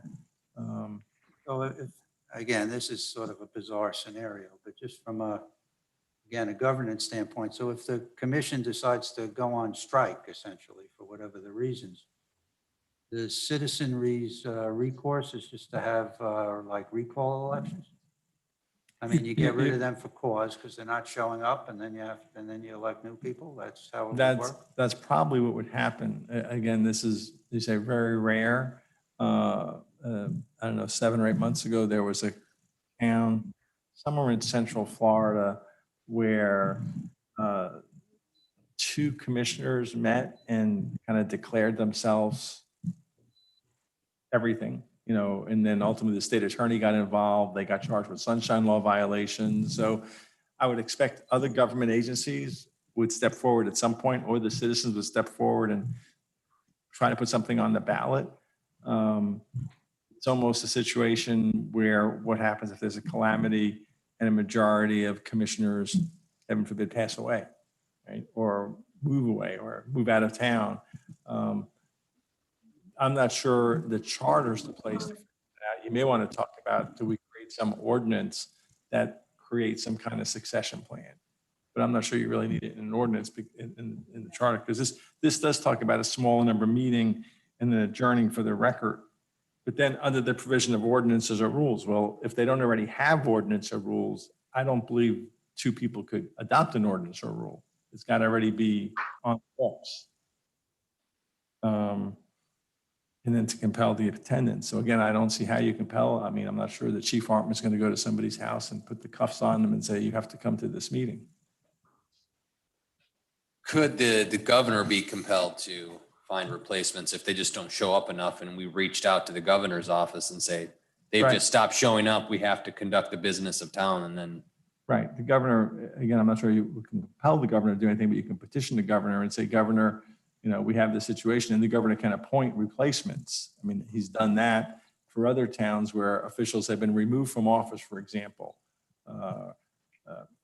Supervisor of elections in Broward County, I think, got removed from office by the governor. I know 2 or 3 South Bay commissioners 7 or 8 years ago got removed from office by the governor. So, and then replaced by the governor with an interim appointment. Supervisor election in Palm Beach County, I think, got appointed by the governor a few years back. So there is a provision for the governor to step in if a town is just essentially floundering because for whatever reason you can't get people there. The governor could determine that those members that aren't showing up should be removed from office. And once the governor removes that person from office, then he can appoint a replacement. Yeah, again, I mean, we're probably wasting time because this would be a very unlikely scenario, obviously, but I was thinking more in terms of should there be something in the charter to provide a more local solution rather than having to wait for, the governor to decide or not decide, depending on his political affiliation or everything else, to do something in terms of the town. So Vice Chair? again, I don't know that it's worth our while to spend the time on it, but just in looking through it, it was like, okay, so, they're tired of hearing nasty public comments and they say, I'm not showing up for the next 3 months. So what's the governance supposed to be during that time? Vice Chair? I just wonder whether commentary would be, I don't know whether the commission has rules at this point for what to do for a vacancy. Let's just say that somebody becomes ill and they're not appearing or whatever, that we just have a recommendation. This says that the commission may enact rules and procedure for vacancies. To your point, as odd as it may be, it could happen. I think that the recommendation might be that the commission look at that and enact some rules of procedure for, I'll call them the what if scenarios. I think this provision works the way it is. With respect to the governor appointing someone, I think that clearly happens when the local government hasn't stipulated what to do. It automatically goes to the government or governor to deal with. In our case, we kind of have said, yeah, we can do something. So I think the comment that the commission has the ability to do something more if they'd like to, then they could. So I think we just kind of let them decide what they want to do with that. One question I do have, Glenn, does the state have any limit on the fines and penalties? Do you know offhand?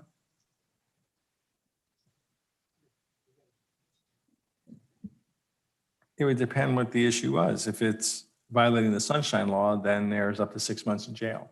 If it's simply not showing up to do your duty, then I think the penalty is removal from office. I'm not sure that even the governor has the ability to fine someone or impose a penalty for someone for not doing their job.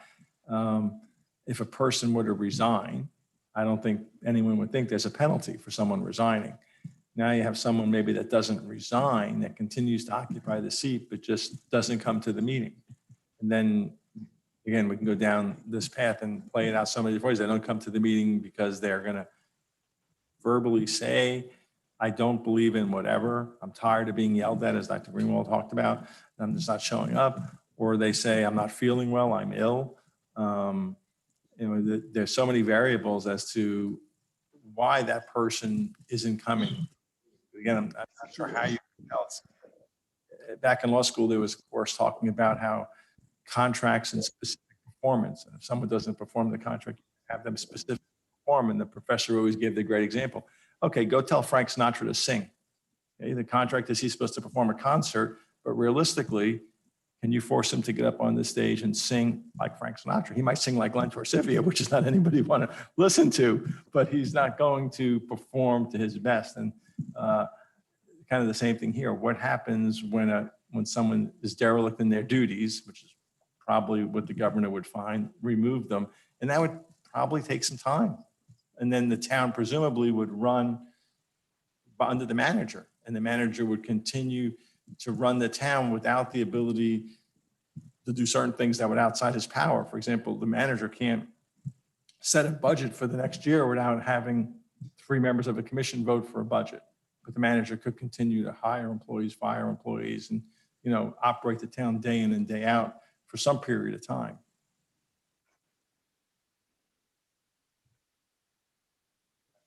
Good. I'm sorry, Dr. Greenwald, I have a crystal clear, like in the box answer on that one. I think it's, you kind of figure it out when that situation Yeah, no, I don't want to arises. waste any more time on this either. I just was curious looking through it, what the fallback was. And as was pointed out, I mean, maybe the town has one already somewhere and and the commission has made one up and I don't know what it is. That's possible too. Yeah, I mean, they've adopted resolutions on civility and decorum, things like that, but I don't believe we have any kind of an ordinance dealing with this situation. And again, I have a really hard time, and I love the mental, kind of exercise and thinking about it. I have a hard time thinking of what a commission could really do to compel someone to show up. Ron, any input on this one? Only that I think we've beat this to death, and I think we should just move on. All right, thank you. Section 108, oath of office.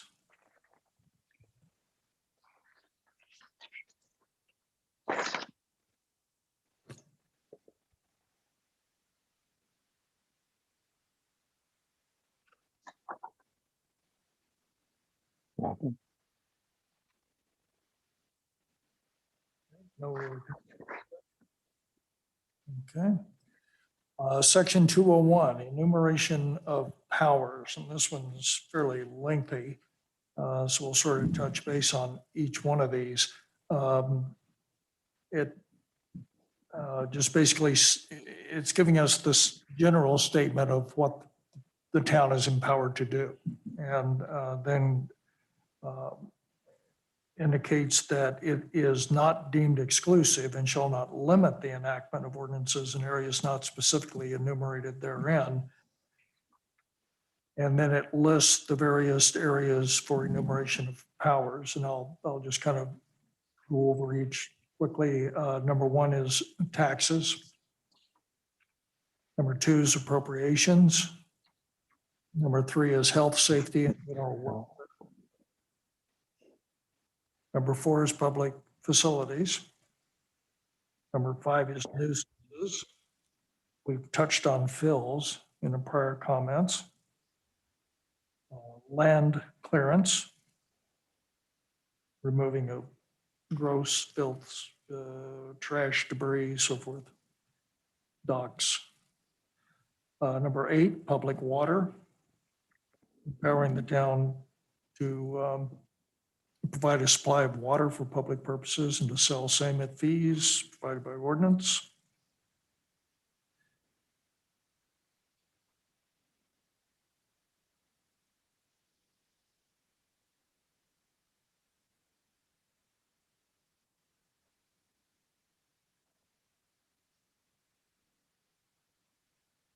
This one kind of slightly touches on my comment regarding the public water and the water plant, and we can come back to that one later if we happen to fall over into that one. With respect to others acquiring, building, constructing, or leasing waterworks in a water system.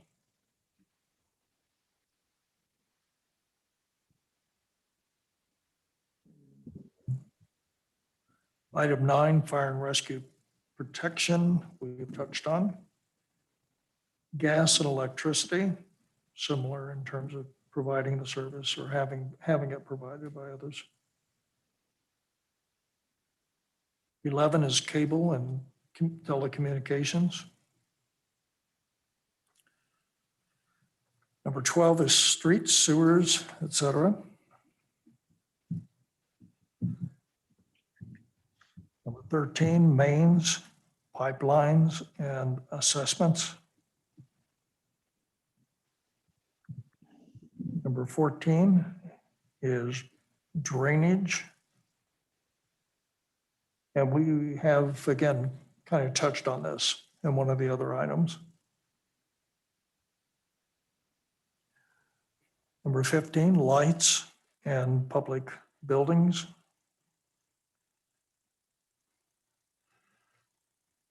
Number 16 is license taxes. I have a question on that one. Yes, sir. My question on that one is, do we have business licenses for businesses out of the home in Highland Beach? I mean, I've been told in the past that our only commercial property or business other than the church was the Delray Sands. But my question relates to business out of one's home, which if anything probably became more common during the COVID epidemic. But even before that. I know when we first moved to town 23 years ago, you could not run a business out of your home because my wife was an interior designer and actually looked into doing that. And the answer was, no, you can't get an occupational license in Highland Beach. And I was wondering whether that had changed, and if so, how those businesses were treated as it relates to section 16 here in terms of taxes, whether they're taxed as commercial property, whether their water rates are based as commercial property, or how any of that works, which is obviously irrelevant if you're not allowed to have a business in Highland Beach. So again, as I was looking through this, I was just wondering, it wasn't clear to me. So I'm looking for clarification rather than change necessarily. We have certain license provisions that are in by ordinance. Like off the top of my head, I don't know the ordinance section. I can get that information back to the group where we regulate certain facilities, and they're supposed to have certain licenses with the town. That was put in 1972. We've issued 0. Delray Sands qualifies, but we have never issued them a license to operate. Now, for home occupation businesses, the state just changed statute to allow greater flexibility for those to work out of the home. So that would make this a little bit difficult. I don't know if we could, even if we might not be able to say no by statute, but could we still license them? It's a possibility. So I would have to get back with any greater detail in this. But this enumerating the power for us, the ability to license and tax them, I don't know that I would change it, but I can give you more information as to what we do or have historically done, which is not much as it relates to it. Okay, I just wanted to make sure that whatever we have in our charter is not in conflict with whatever our policies are.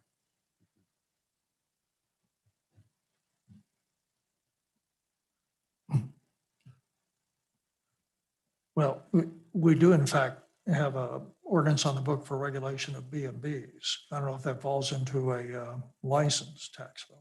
Yeah, so we don't really license them as much as we make them register. And with that registration, we require them to be inspected for public safety and health and safety issues to make sure they're operating and maintained on a regular basis. We can't say they can't operate. We can just say register so we know where you are and make sure they're up to building code, if you will, and fire code. Okay. All right, thank you. Item 17, noises, water, and land pollution. Regarding regulating, restraining, preventing, carrying on manufacturers of nature tending to increase or produce loud or offensive noises.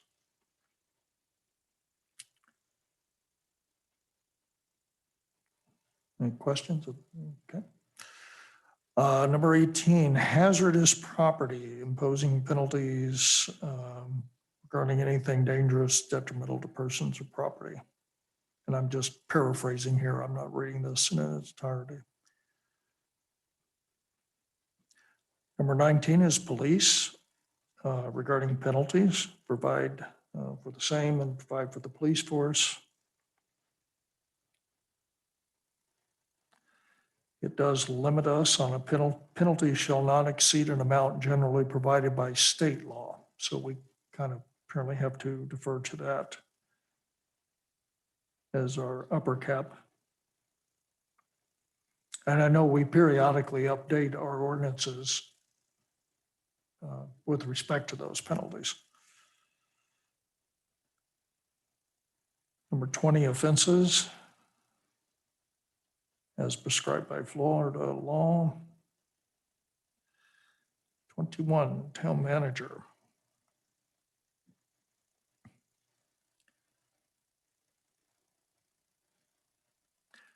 Stipulating to provide by resolution employment of the town manager, duties, compensation, serving at the pleasure of the town commission, terminated by affirmative votes, not less than 3 members of the town commission. Okay on that? It's the worst part of the job. Do you want to go to a super majority on that?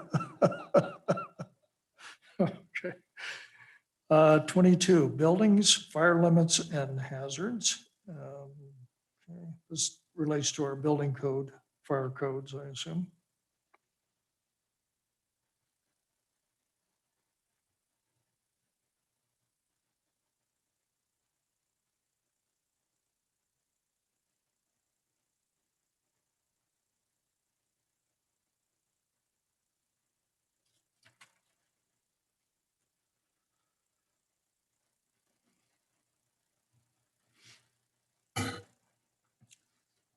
As an architect, I find the reference to prescribing the character of the buildings a little bit troubling, but I'll pass over that one since there aren't any currently.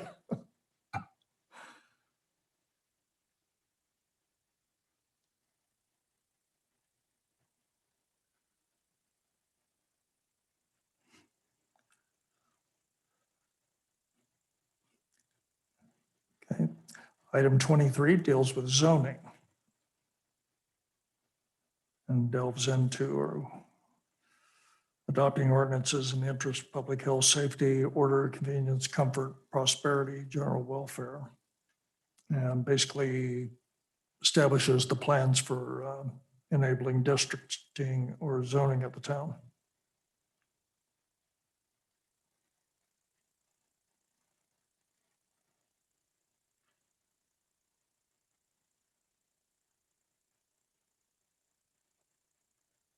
With some of these, Marshall, is there anything that you've seen in your tenure here that would make things better if any of this would change?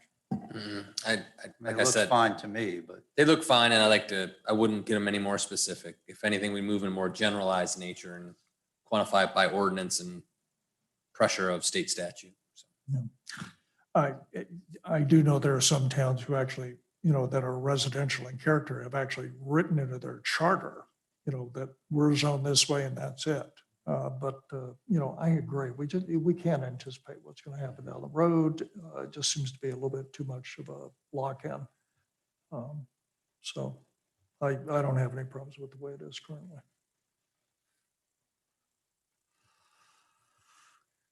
24 eminent domain.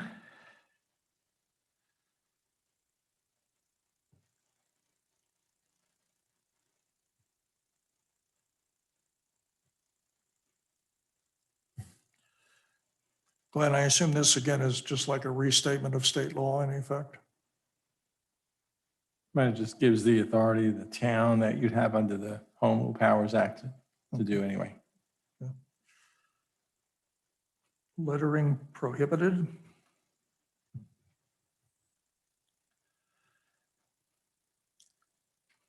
(26) Corporate seal. General question, we changed the logo. Did that Oh, you also asked that. change the seal? I don't think we changed the seal, did we, Linelda? No. No, we did not. Okay.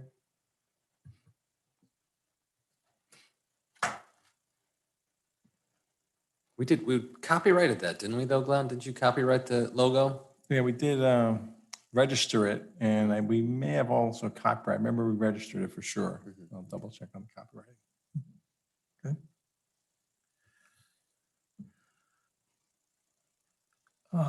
Item 27, house trailers, boats, and boat trailers regarding regulating, restricting, and prohibiting parking of automotive trailers, boats, and so forth. I know we've certainly had some ordinances on that one. Mm-hmm. Yes.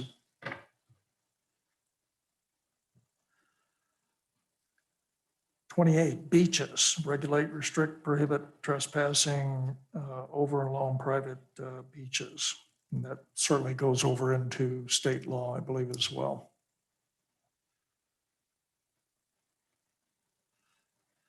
(29) Codification of ordinances.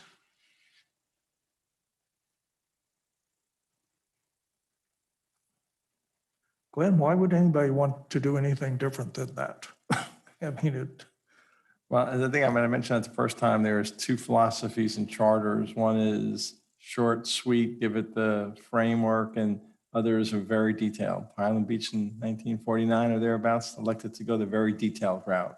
They've got a lot of stuff in this charter that frankly, I say, you really don't need. But then again, I wasn't there in 1949, and it wasn't until I think 66 they passed the Home Rule Powers Act. So maybe that's why they did this. There might have been a reason.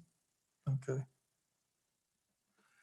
Oh, and I don't mean to interrupt our flow here, but I want to interject just a general question I had regarding the charter in general.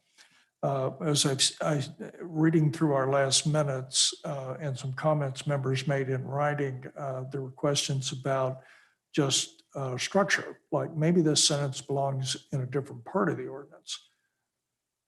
Is the commission able to just move those things without referendum just for housekeeping purposes? Does the attorney general have an opinion on that, just for housekeeping kind of things? If you're not substantively changing the provision, you're just moving it from point A to point B, I think you could do that. But if you're making any substantive changes, then if it was adopted by referendum, then it's got to go back by referendum. Remember, there are some things that you're allowed to change in the charter by ordinance, fairly limited in Highland Beach because we've been very robust in adopting provisions by referendum. And once you adopt something by referendum, back to the salary issue, then it always has to be changed by referendum. Okay. Mr. Ty actually brought that up, so we'll wait for the next meeting and Okay. and we can delve into that a little more. That was just a general thing. Okay. 30, we've certainly talked about on funding limitations. I think we can move through that. Okay. So we're into Article 3, municipal organization and officers. And Section 301, town manager. The affairs of the town of Highland Beach shall be administered by a town manager who shall be the chief administrative officer. Employed and responsible to the town commission, 3 votes to employ, serving at the pleasure, affirmative, not less than 3. I think we touched on that a couple of times today. Section 302, finance director, employment and responsibilities. Designated by the town manager, bonded.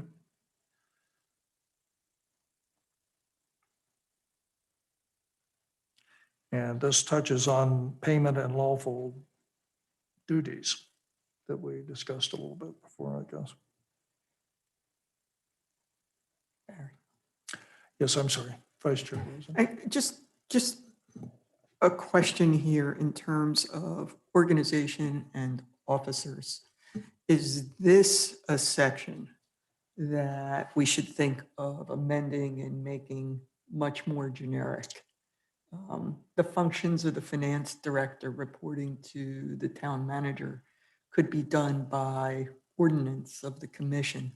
And the question is there anything to be gained or lost by removing the detail of these sections on the departments and basically saying that the town manager and the commission shall designate the offices to be used to operate the town? Again, philosophically, this goes to, do we look at more of a hybrid of making this charter just a little bit shorter and saying that it's the town manager is doing these things, just the general designation of the town manager's functions? Just something to think about in terms of the structure of in this particular section.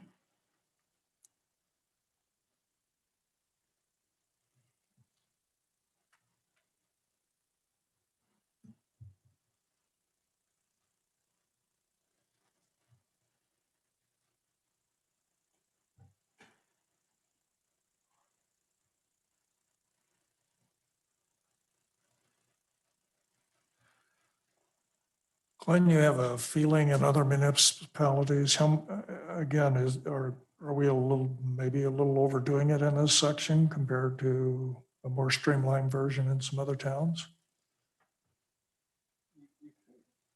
You could streamline, and then I think that's what you're going to have to weigh back to Dr. Greenwald's comment of, and I think you might have made this comment as well, how much things do you put on the chart, the ballot?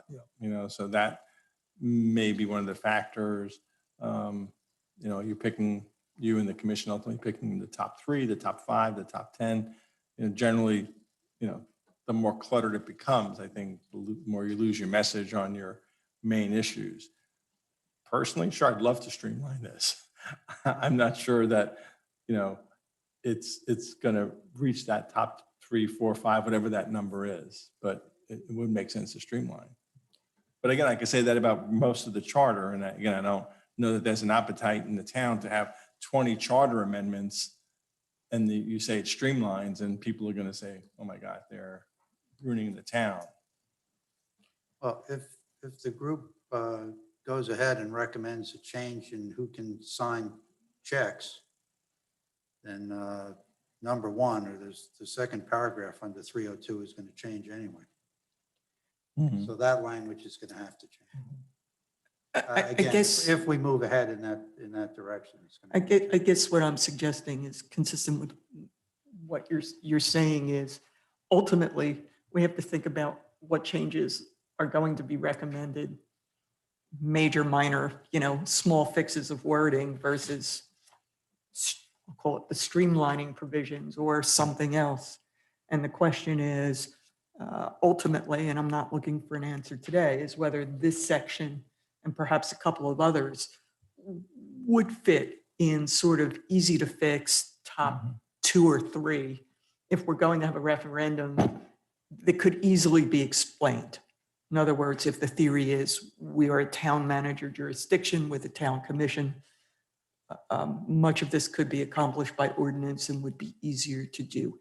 So I'm not suggesting the answer right now. All I'm suggesting is that this is one that perhaps we might consider. Glenn, is there any way to determine if this section is done by ordinance or by referendum? Yes, 'Cause yes. if it's done by ordinance, this would be a much easier cleanup Right. if we just ask the commission to consider it and implement it by ordinance versus, so maybe if Glenn, if you and Linnell, I know you guys have been comparing notes, do these operational provisions or provisions of municipal organization and officers, how were those done? Because I see one section looks like it was, departments of the town was changed by ordinance 3.03. It appears would be done by ordinance. So We could find a list of what sections, if it was done by ordinance, it would be easier Yeah, to achieve this goal of just pulling it together, make it a little more succinct document. And I guess that's the point, is Yeah. if we can understand which ones Yep. okay. require referendum, which Yep. ones don't, Yep. it would be, and we are thinking in terms of town manager commission form of governance, which we have, philosophically, it becomes something to consider in terms of what remains and what doesn't. We can have that for you because as Marshall said, Linnell just prepared a list. Jen in our office prepared a list. They're now in the midst of comparing their list to make sure that between the both of them, they agree and they caught everything. My cheat sheet, if I can call it that, from Jen, which I haven't compared with Linnell's yet, is that the whole Article 3, municipal organization officers, was amended by referendum number 229. I don't know what year that was. So that means anything would have to be by referendum. But that's why I didn't want to get into that yet, because we haven't compared our list. And we haven't, because both, I got to tip my hat to both Linnelder and Jen, who none of you know in my office, who's been a lawyer for 20 years. They have spent a lot of time digging down historically. To your point about minutes are important, going back and looking at minutes and looking at ordinances to see what was passed by referendum. And the more we dig, the more we find referendum. If it's okay with you, I think the easier list might be giving you a list of things that were not approved by referendum. I think it's going to be a shorter list. that would be helpful. Okay. Good point.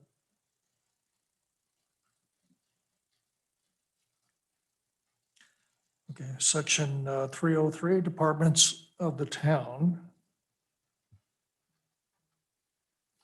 And this gives a list, but also stipulates that it is not necessarily limited to the list or some combinations or variations thereof, including clerk, finance, building, police, fire, public works, and library.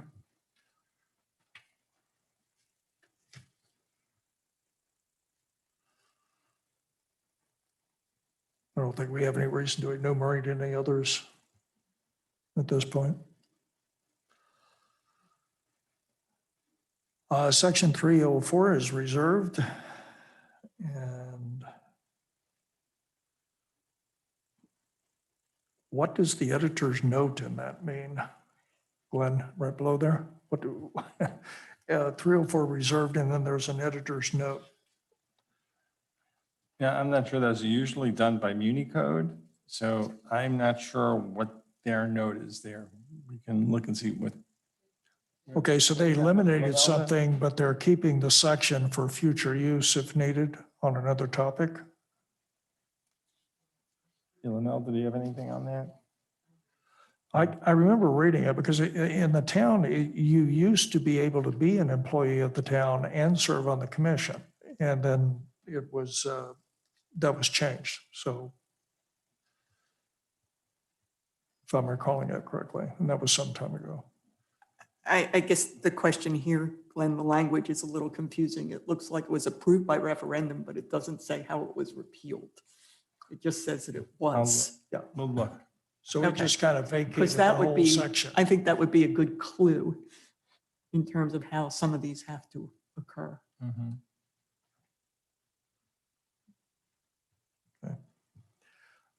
Section 305, we discussed earlier about the salaries of mayors and commission. So we'll continue to discuss that. Section 306, performance bonds.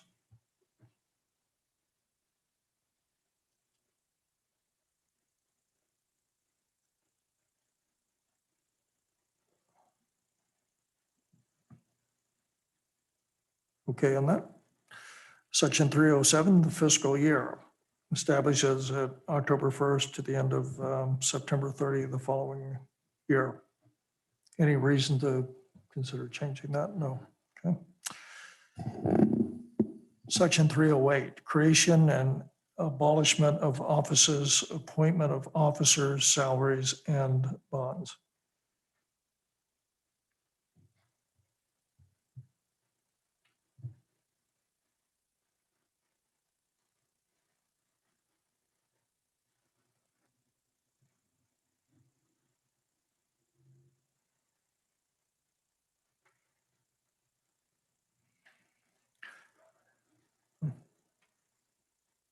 Any comments on that one? Okay. Okay, moving into Article 4, suspension and discharge of personnel and police powers. And I recall Mr. Kai did have some written comments on this one that we'll hold over for the next discussion. But Section 401, town manager.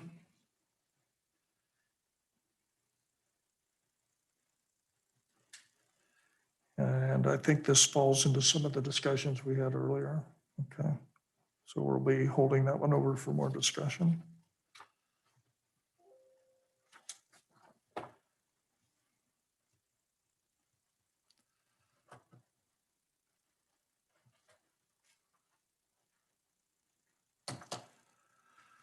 Section 403, chief of police, employment, chief of police and police officers' duties, power of arrest and duties.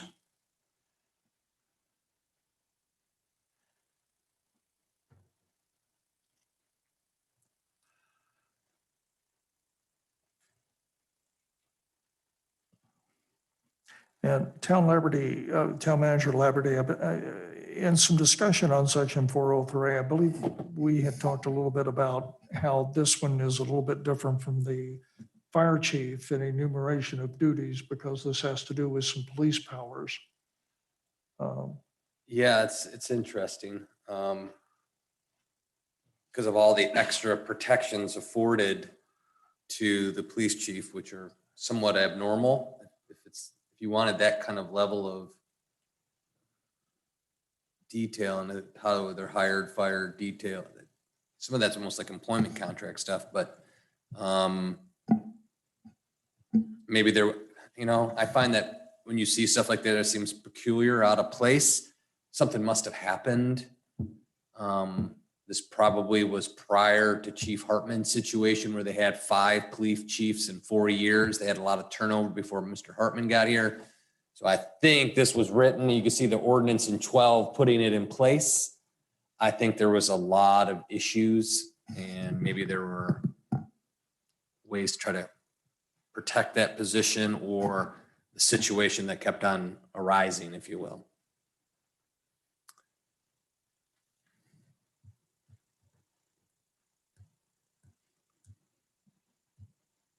Okay. Well, I mean, really, that whole section, again, falls under one of the prior discussions that we had. Yes, in it terms does. of Yep. Who's responsible for hiring and so on. Right. Okay. Section 404, power of arrest and hot pursuit.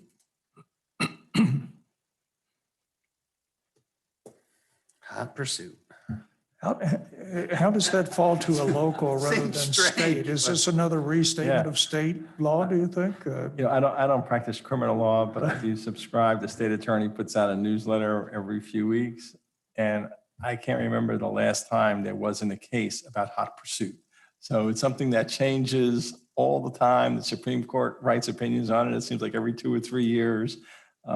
So I think the general statement is true. Policemen may arrest when in hot pursuit as prescribed by law. And then that, as prescribed by law, is the moving target that the police have to constantly. Hot pursuit is, generally understood, but when you get into the, all the other police issues, I don't envy their job.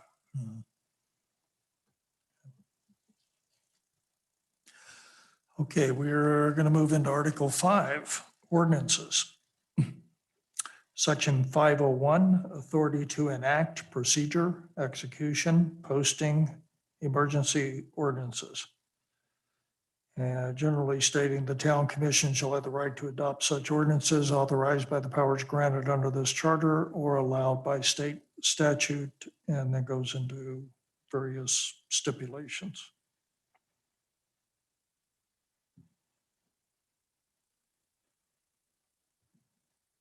So the only question I have about this one is paragraph C, which requires, the notification in a newspaper.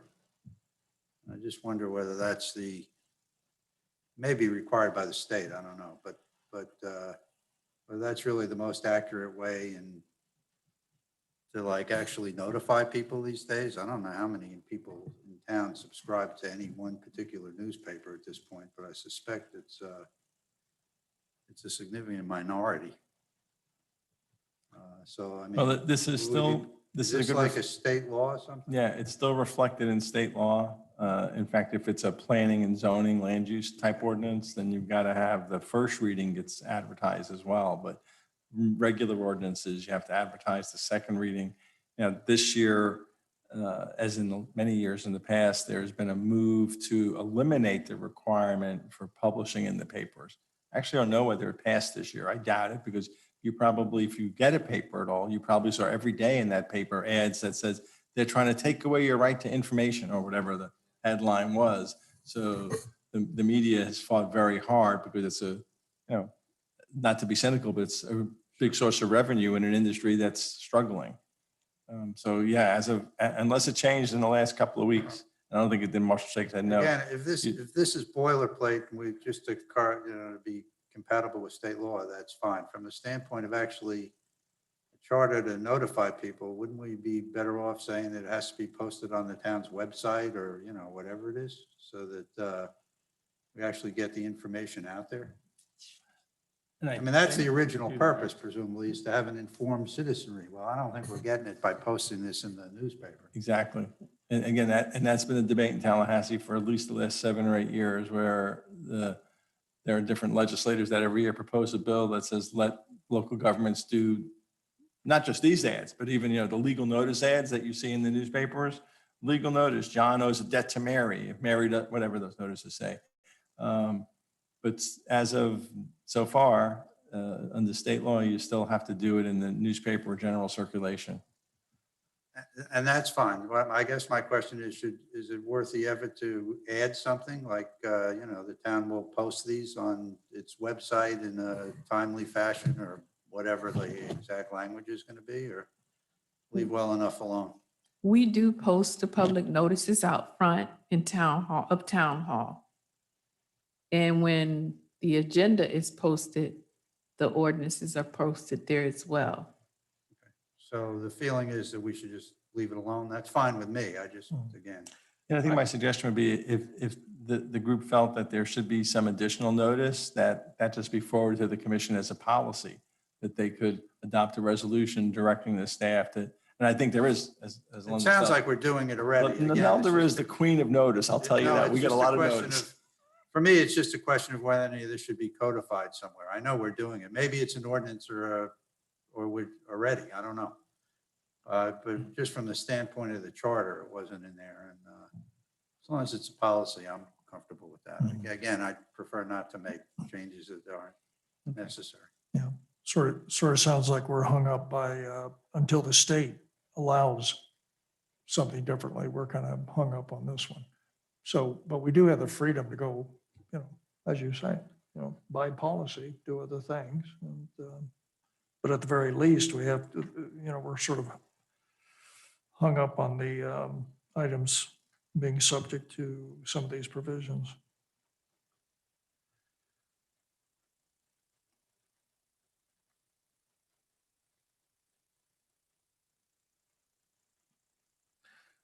Now that the last paragraph in there sort of addresses the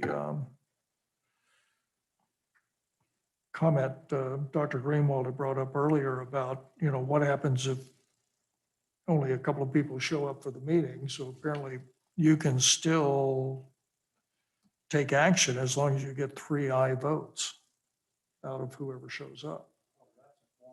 Yeah, but it has to be all 3. Yeah. All 3 have to vote favorably to actually do business. So if 2 of them show up, well, you're in trouble. If one of them says no, you're in trouble. And actually, to Dr. Greenwald's point, even if 3 showed up, all 3 would have to agree, because 2 out of 3 is not going to cut it in this scenario. So that makes it even more difficult if that unlikely scenario occurred.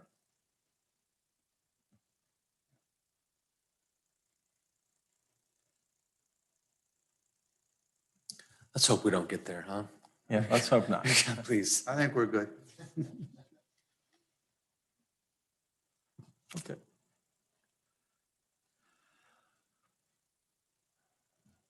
This one goes on for a while, so.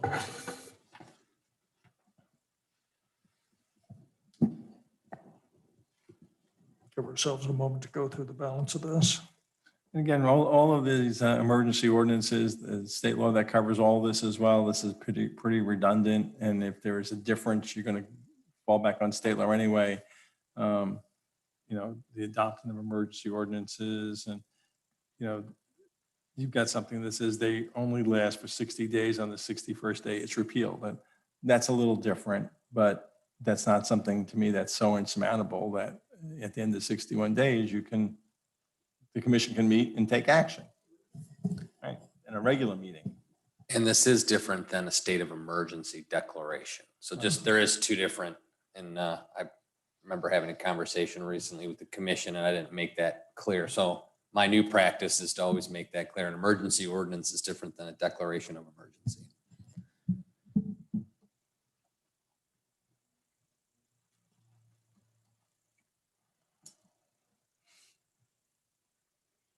Any other questions on that one? Okay. Section 502, franchises, notice and limitation. No public franchise of any description shall be granted except by ordinance and so forth.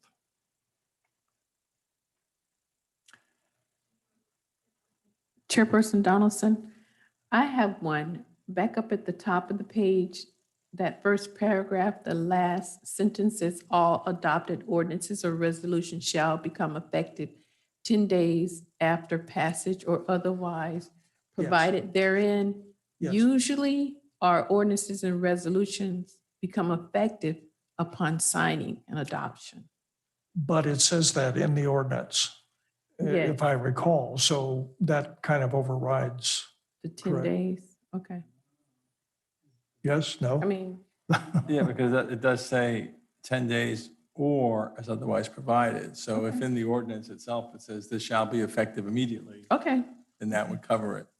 okay. Yeah, it's a But good we point. always got to make sure we always have that language in there too. Right, Otherwise, it's yeah. 10 days. Yeah, It's a good call. I stumbled on that one too, and I had to think about it for a minute and say, well, I recall that we usually did stipulate, in the ordinance. So if we fail to stipulate, then it kicks in for the other time period. Okay. As part of that, the next sentence where Shula and Elda's doing this faithfully, but all ordinances are kept in a book. It seems like that was written before computers were invented too, so. Again, we're not gonna Computers are a change it. fad. Do we have a book? we have a file cabinet, but they all are stored electronically. I'm happy to hear that. Thank you. Hey, we have a book. All right. Mhm. Okay, back to 502 on franchises, notice limitation.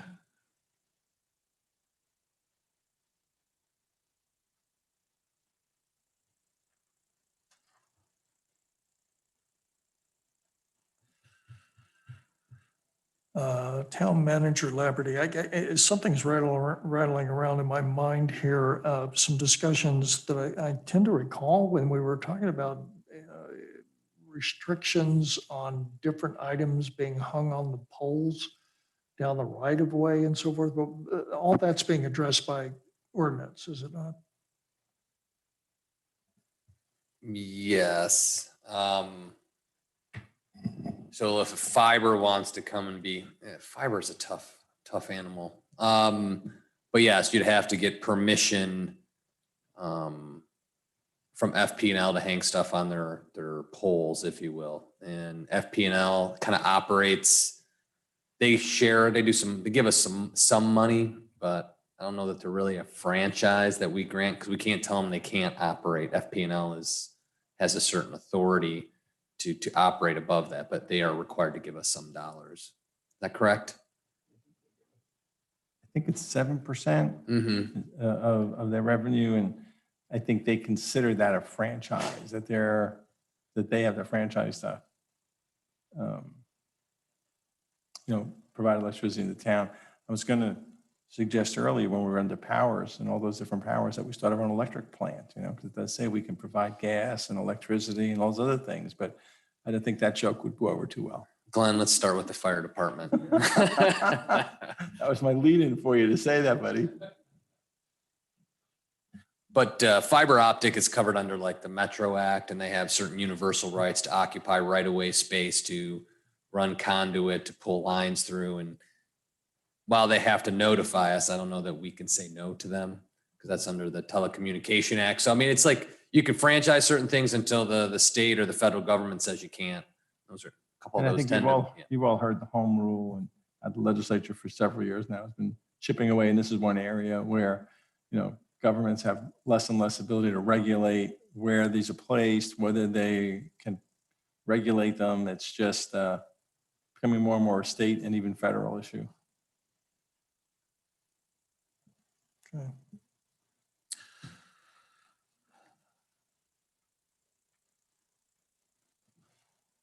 Section 503, record of ordinances, rules of evidence.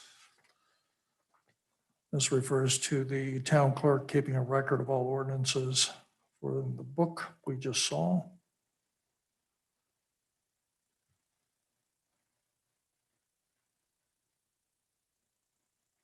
Okay, seems a lot of legalese in there, Glenn. I assume we're okay on that. That's just.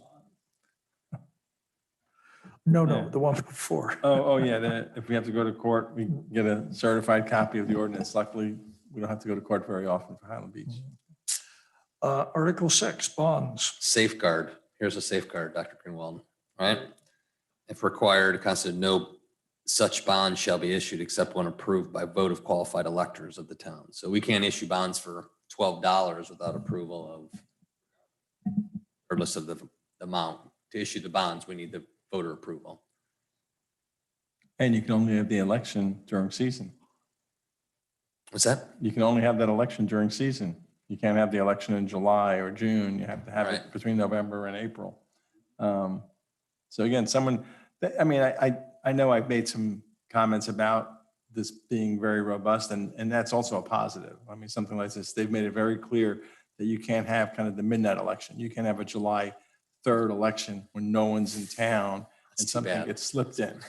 So there have been a lot of thought put into this. It's an old administrator trick. See, in It's been done up north many a times to get police millages approved. We'll have them in June. When is everybody on vacation? Well, what's ironic I is tease. that state law requires that your budget be set initially in July and then adopted formally in September. That's outside of quote, our season, but that's, and it might be one of the most important things that the government does is set your millage rate.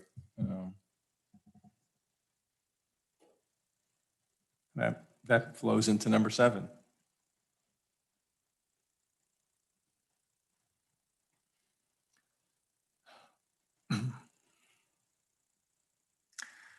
But trying to tie something else back into this, and that is the money we have sitting in our reserves.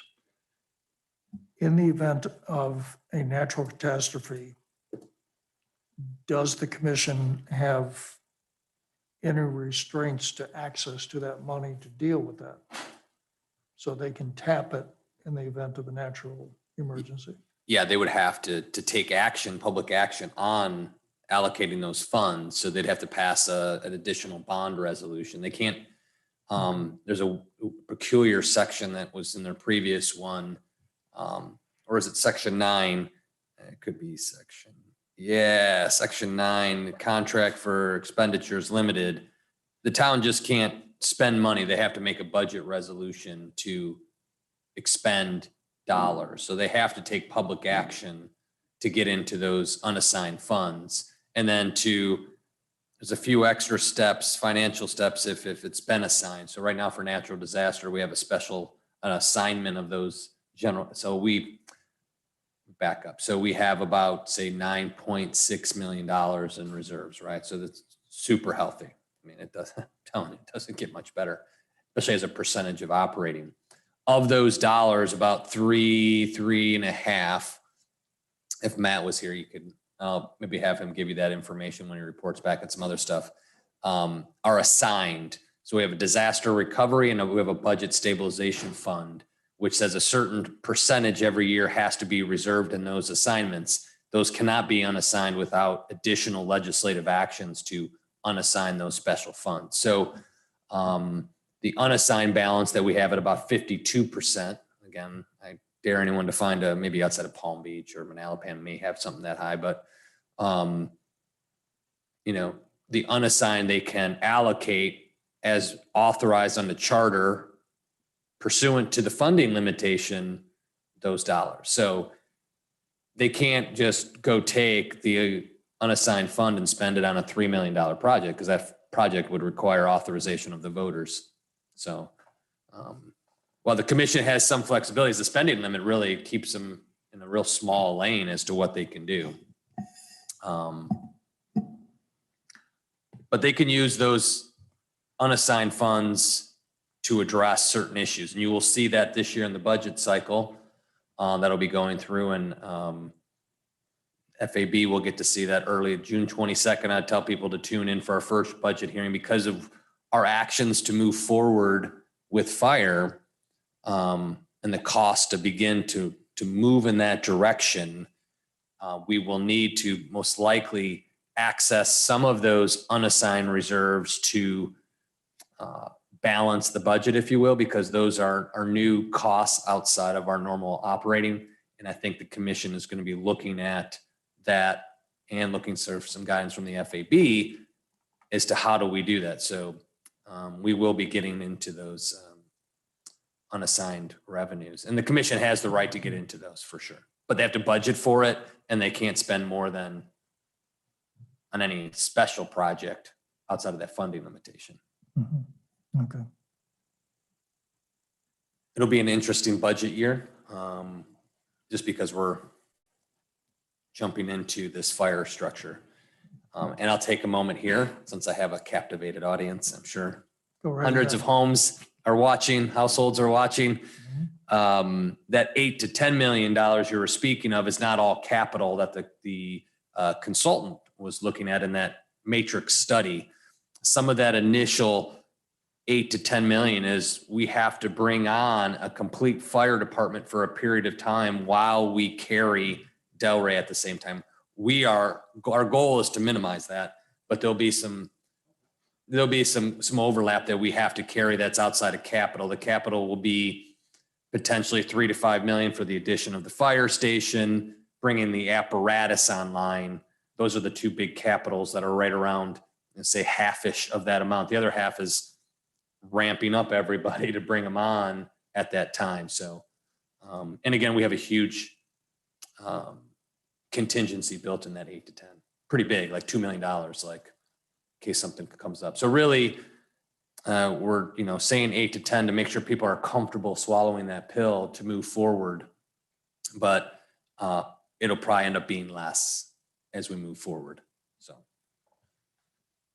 but the unassigned fund balance, your healthy financial position allows this to come to fruition, along with that separation of costs that you're seeing, that how much in our current arrangement and that acceleration with that partner versus doing it ourselves, and we, benchmarking ourselves on these other smaller departments, we're going to be okay.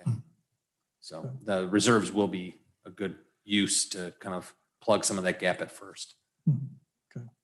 I think certainly one of my concerns all along is to make sure that we are not missing anything that is going to hang up that process that we're sure we're tackling in our assignment here. Well, you'll see that, we do need to go to the voters for those two large we have to, and the commission's on board with this. I think everybody in the room, anybody you talk to make this step, we want to make sure the community as a whole is on board and giving us this authorization. I think it's just a comfortable way of moving forward with such a difficult project with the challenges up front. So. Okay. So Article 6 will be utilized. Okay. Article 7. Mhm. So Okay, Article 7, we will Revenue never and get to that. taxation. Yeah. Section 701, taxing authority. Talks about the ad valorem tax collection, real personal property and so forth.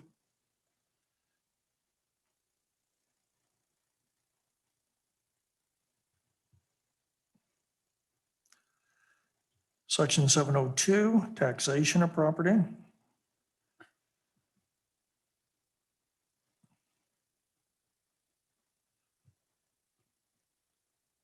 Section 703, annual millage limit, which we have capped at 10 mils, which I believe is the state limit currently.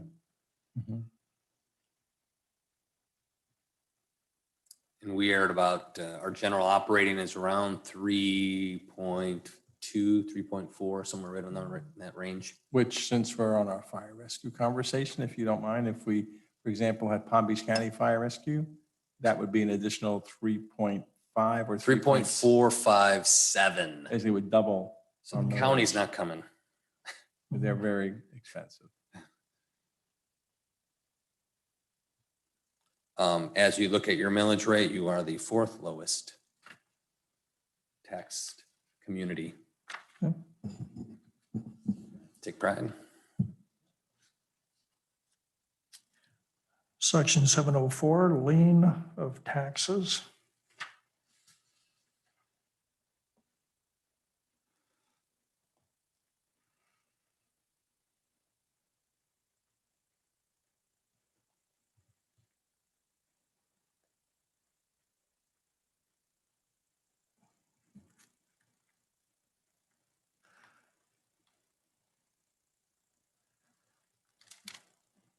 Okay, any other questions on Article 7? Okay. All right, Article 8, streets. Section 8.01, town created an independent road district, which basically says it's all the roads except State Road A1A Mhm. as an independent road district. It's 2.63 miles of roads. Okay. For which we collect gas tax dollars for.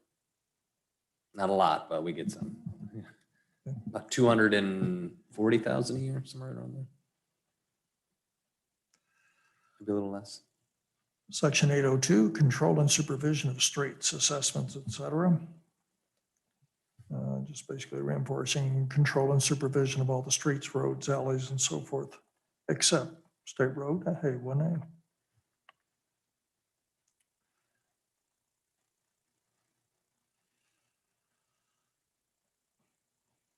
And that's all in Article 8. Moving on to Article 9, miscellaneous. Section 901, general laws applicable.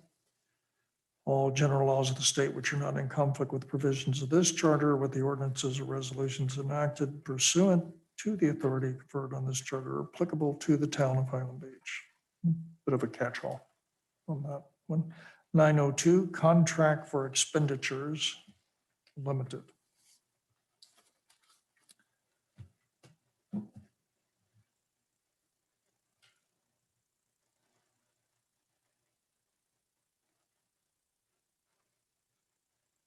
And 902 is that real weird language.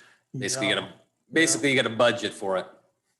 Get a budget for your expenditure. That's what you Mhm. could have said in one sentence, but we've chose a real robust paragraph.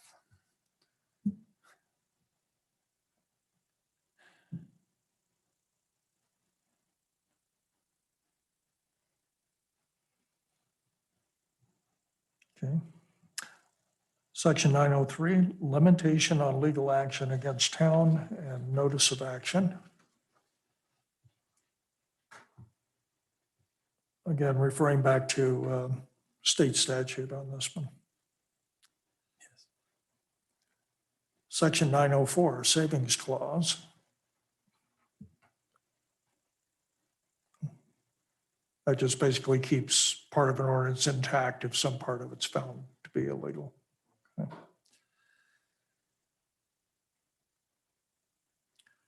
There are many updates we need to worry about on that. No. No. The legislature does occasionally change that statute a little bit. There was an effort this year to increase the cap. If someone has I'm on the sovereign immunity one, on the savings clause, no, that's fine. Okay. Section 905, evidence of notice.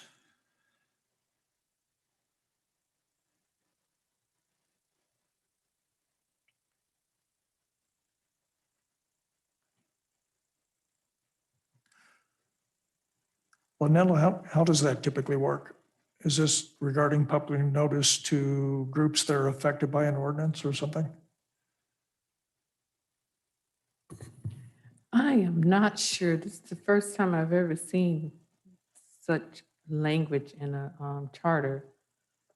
Glenn, can you help me out on this one? If something is published or posted and someone challenges, if the clerk certifies that she indeed did publish or post it, that's considered conclusive evidence that it occurred. So her putting her seal to a document that says, yes, I posted this in the paper, means yes, it was done. Okay.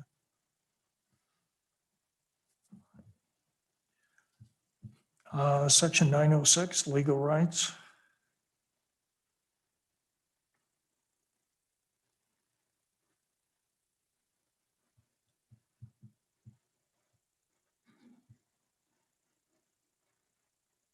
I have a question on that one. Is that one that just needs to be there because it's sort of Again, one this, of those boilerplate things that needs to be there? no, this is Because it this seems is something that- strange to me. Yeah, right. This is something that somebody thought about a long time ago. This is not a normal, not an often seen, but this is basically similar to the argument that people have that, you can't pass a law afterwards that impacts your rights. You probably heard of Bert Harris claims. Mhm. So whenever this was put in, how many years ago, it predated the Bert Harris Act, and it kind of give a preview of that. So is this something we just, no harm, no foul, and just leave it there? Or is that, Well, as a lawyer representing the town, I'd love for this to be gone because this creates rights for people assuming the town. If I was a resident of the town or someone that did business with the town, I want to keep this in there because this basically gives people's the rights to sue the town if they acted in reliance on action the town took. Now that may, at this point, maybe a statement generally of what the law has evolved to. But again, if I'm the defense lawyer, I want to keep this kind of language out of a charter. But again, as a resident or someone doing business with the town, that's its purpose. thank you.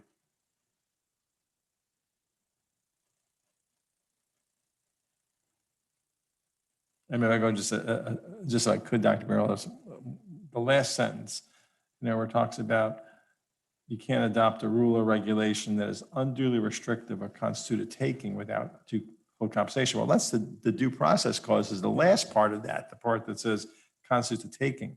The unduly restrictive is the next step.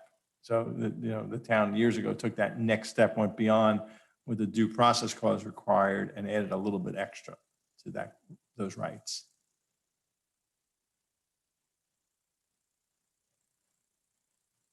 Anything we want to ponder? I don't understand it well enough to, or maybe I'm getting tired, I don't know, but no, I don't, it was one of those where I wasn't sure what the exact purpose was, so it's clarified, and again, if it hasn't caused any problems and no one has an issue with it, I would leave it alone. Okay. Article 10, initiative, referendum, and recall. Section 1001, initiative, referendum, and recall.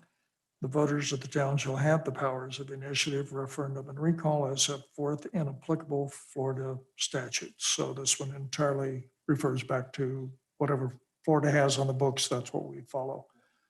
And I have not yet read that part. So I don't know if there's anything we want to do to tailor it.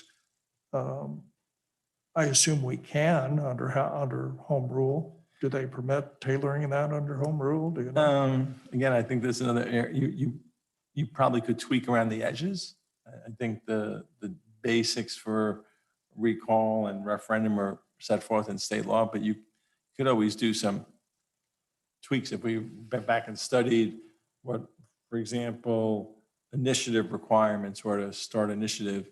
Maybe there's something you could do. I really wouldn't recommend going down that path because most of the case law is dealing with the statewide authority to do initiatives or referendums or recall petitions. And I've had those recall cases before, and judges get those cases rarely, and they like to have some precedents to look at. And then if there's something a little different, it's just, is it possible? Yes. I don't know that it's worth going down that path. Yeah. I do know this addresses like the percentage of the population that's needed to bring forward a referendum on their own initiative and that kind of thing. And of course, recall, whatever. So for example, I mean, just make believe, I'm not sure of the exact numbers. Let's make believe under state law, you need 10% of the registered voters to begin an initiative process to put something on a ballot. Well, you could make it 7%. I don't think you can make it more restrictive than state law and say we need 15% in this town to start an initiative or a referendum. You could probably make it less restrictive if you wanted to. So that would be an example of where you can make a change. Okay. All right. Article 11, review of the charter. Section 1101, review of charter. A provision is hereby provided for the town commission to appoint a charter review board every 10 years to review the charter. I thought it was less restrictive. I thought they could do it at any point during that, at least every 10 years, but I must have misread that previously. This says it's 10 years period. I somehow remember discussions where it was talked about the commission being able to call one earlier if they wish to. I guess I read that wrong. I believe they could. I mean, I don't think this is, I don't read this as being restricted. This says you can only do it every 10 years. I think it's requiring you to do it every 10 years. If you wanted to do it more often, I guess you could argue either way on that, but I think your last one was about 10 years ago. I think it was 2002, not 2002, 2012, 2012. Is that right, Lynell?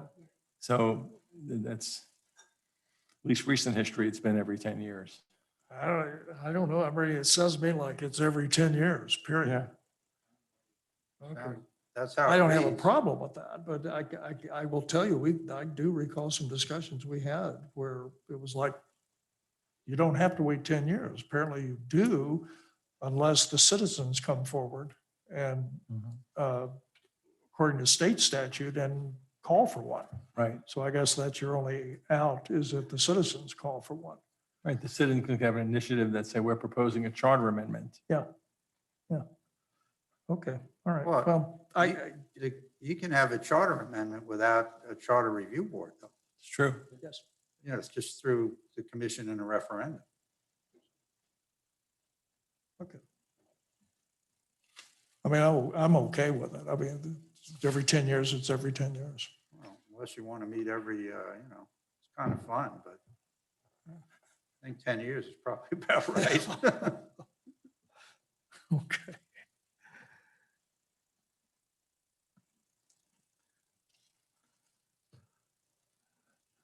Okay, that brings us to the end of the items for consideration. If there are no other general comments on the discussion today, we can move on to announcements. The next meeting will be June 21st, 2021 at 2 p.m. Any other announcements from anyone? Okay. In that case, we'll stand adjourned until June 21st, 2021 at 2 p.m. Thank you all for your input. Appreciate it.